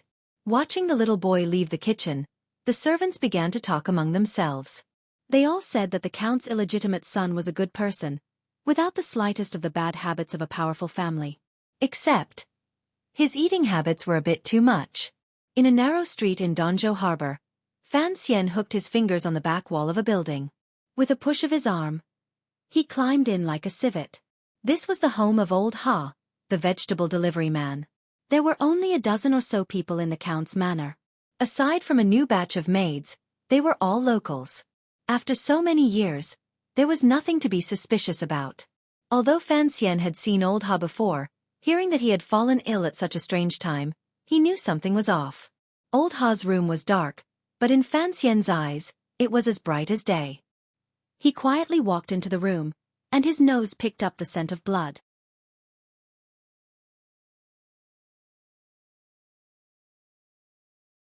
Chapter 24. Old Ha's body lay on the bed, covered by a quilt. Only his feet could be seen. The smell of blood was faint. It was obvious that the assassin had taken care of it. If Fan Xian's nose had not been so sensitive under Fei Jie's tutelage, he might have missed it. Fan Xian stood quietly in the corner. The darkness hid the assassin, as well as himself. Learning from the blind Wu Zhu, Fan Xian tried to calm himself. Xueqi flowed slowly through his body, and his heartbeat harmonized with the noise outside. The assassin should not have left yet.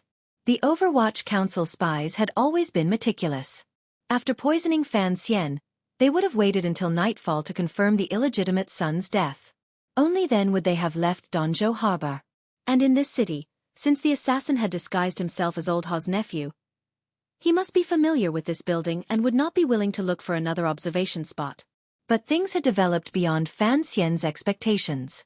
He carefully observed the room. Other than Old Ha's cold body on the bed, there was no one else there. He slowly walked along the wall into the room, careful not to make any noise when he bumped into the furniture. His eyes drifted over the roof and some inconspicuous corners. He walked along the wall until he was near the window. Outside light shone in through the window. Old Ha's house was obviously not rich enough to use glass, so the light in the room was not very bright. Fan Xian quietly stood next to the light, using the contrast between light and darkness to cover his tracks. After standing there for a long time, he frowned. He might have been wrong. The poisoned assassin might have left Danzhou Harbor long ago. If that was the case, coming here first instead of restraining housekeeper Zhou was obviously a mistake. He walked to the side of the bed, wanting to see how poor Old Ha had died. As he got closer and closer to the bed, he became more and more nervous because he heard a suppressed and light breathing sound. This person's breathing had been hidden in the noise of the market earlier. It was only when Fan Xian got closer to the bed that he could hear it. When the assassin discovered someone had come in, he had already hidden behind Old Ha's body. The breathing behind the body was very steady, about 7 breaths per minute. If Fan Xian did not have an abundant amount of Xiantian Zhenqi and sharp hearing, he would not have been able to hear it. Fan Xian's footsteps stopped. He looked at the bed for a long time. He didn't know if it was a trap. Outside the window, there was still the sound of people peddling their wares, and there was a very faint sound coming from afar. It seemed like a carriage was approaching. He knew that there was a market right in front of the building, and it just so happened that the road became very narrow. It would be difficult for the carriage to pass through, so he held the dagger gently and waited quietly. The assassin was also waiting behind the corpse. He didn't see who had entered the room, but he knew that the intruder was as patient as he was. After a while, he felt that he had underestimated the dangers of Danzhou Harbor. He shouldn't have stayed here and killed anyone who might be able to track him down. He should have left as soon as possible. A carriage slowly made its way through the market. The peddlers on both sides of the road began to curse.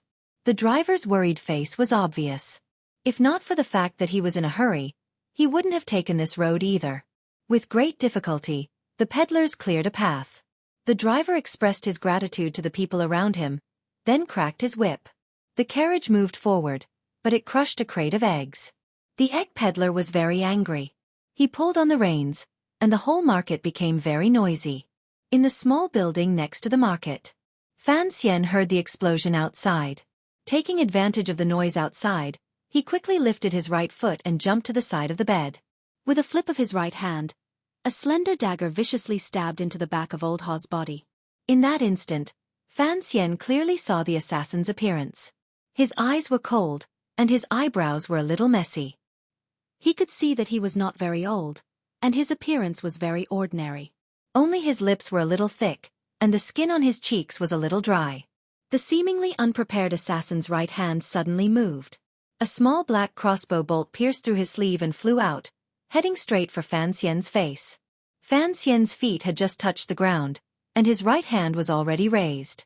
His chest and abdomen were completely unprotected. The crossbow bolt flew very fast, like a ghostly light. The moment the crossbow rang out, Fan Xian reacted. With the help of Wu Zhu's wooden stick, which was faster than a crossbow bolt, the tip of his foot touched the ground, but he didn't step on it. His heel didn't touch the ground, so he used the strength of his toes to twist his body in the air. Without any leverage, he shifted his body a few inches to the right. The crossbow bolt narrowly missed Fan Xian's left cheek and shot deep into the wooden beam of the roof with a dull thud. The assassin's face was full of shock. He didn't expect the newcomer to be the beautiful young man who should have been poisoned to death. He didn't expect the young man to be able to dodge a crossbow shot at such a close range. At this moment, the slender dagger in Fan Xian's hand had already followed the direction of the twisting body and ruthlessly pierced into the assassin's body. It made a very unpleasant sound, like the sound of a kitchen knife cutting into pork. Unfortunately, in order to dodge the crossbow bolt, Fan Xian's hand was a little off course. The slender dagger only pierced into the assassin's shoulder, but didn't kill him. The assassin bounced off the bed like an eel in water. His left hand flashed, and he prepared to give Fan Xian a fatal blow. But the pain in his shoulder and the downward force caused him to involuntarily fall back down. The fingers holding the crossbow let go. When he got up, he was already prepared for the pain in his shoulder, but he didn't expect it to be so severe. Furthermore, the young boy's dagger had actually pierced through his shoulder and stabbed into the bed frame, pinning his body to the ground. The assassin's movements failed, and Fan Xian's left hand quickly grabbed the assassin's throat. The assassin's plain face finally showed the fear of death. His thick lips parted slightly, as if he was about to say something. Fan Xian's heart shrank, and he felt a slight chill. He didn't give the assassin a chance to speak or fight back. He tightened his grip, and with a crack, the assassin's neck was broken. His head tilted to the side, and he died on the spot. His hand was still on the assassin's broken neck for a while. He felt the bones break, and the blood that seeped out gradually grew cold. Finally, he withdrew his hand and began to half-crouch, gasping for breath. You're tuning in to the Xueqi's Martial Arts Saga YouTube channel. Don't forget to subscribe and join us on this journey to catch the most captivating stories.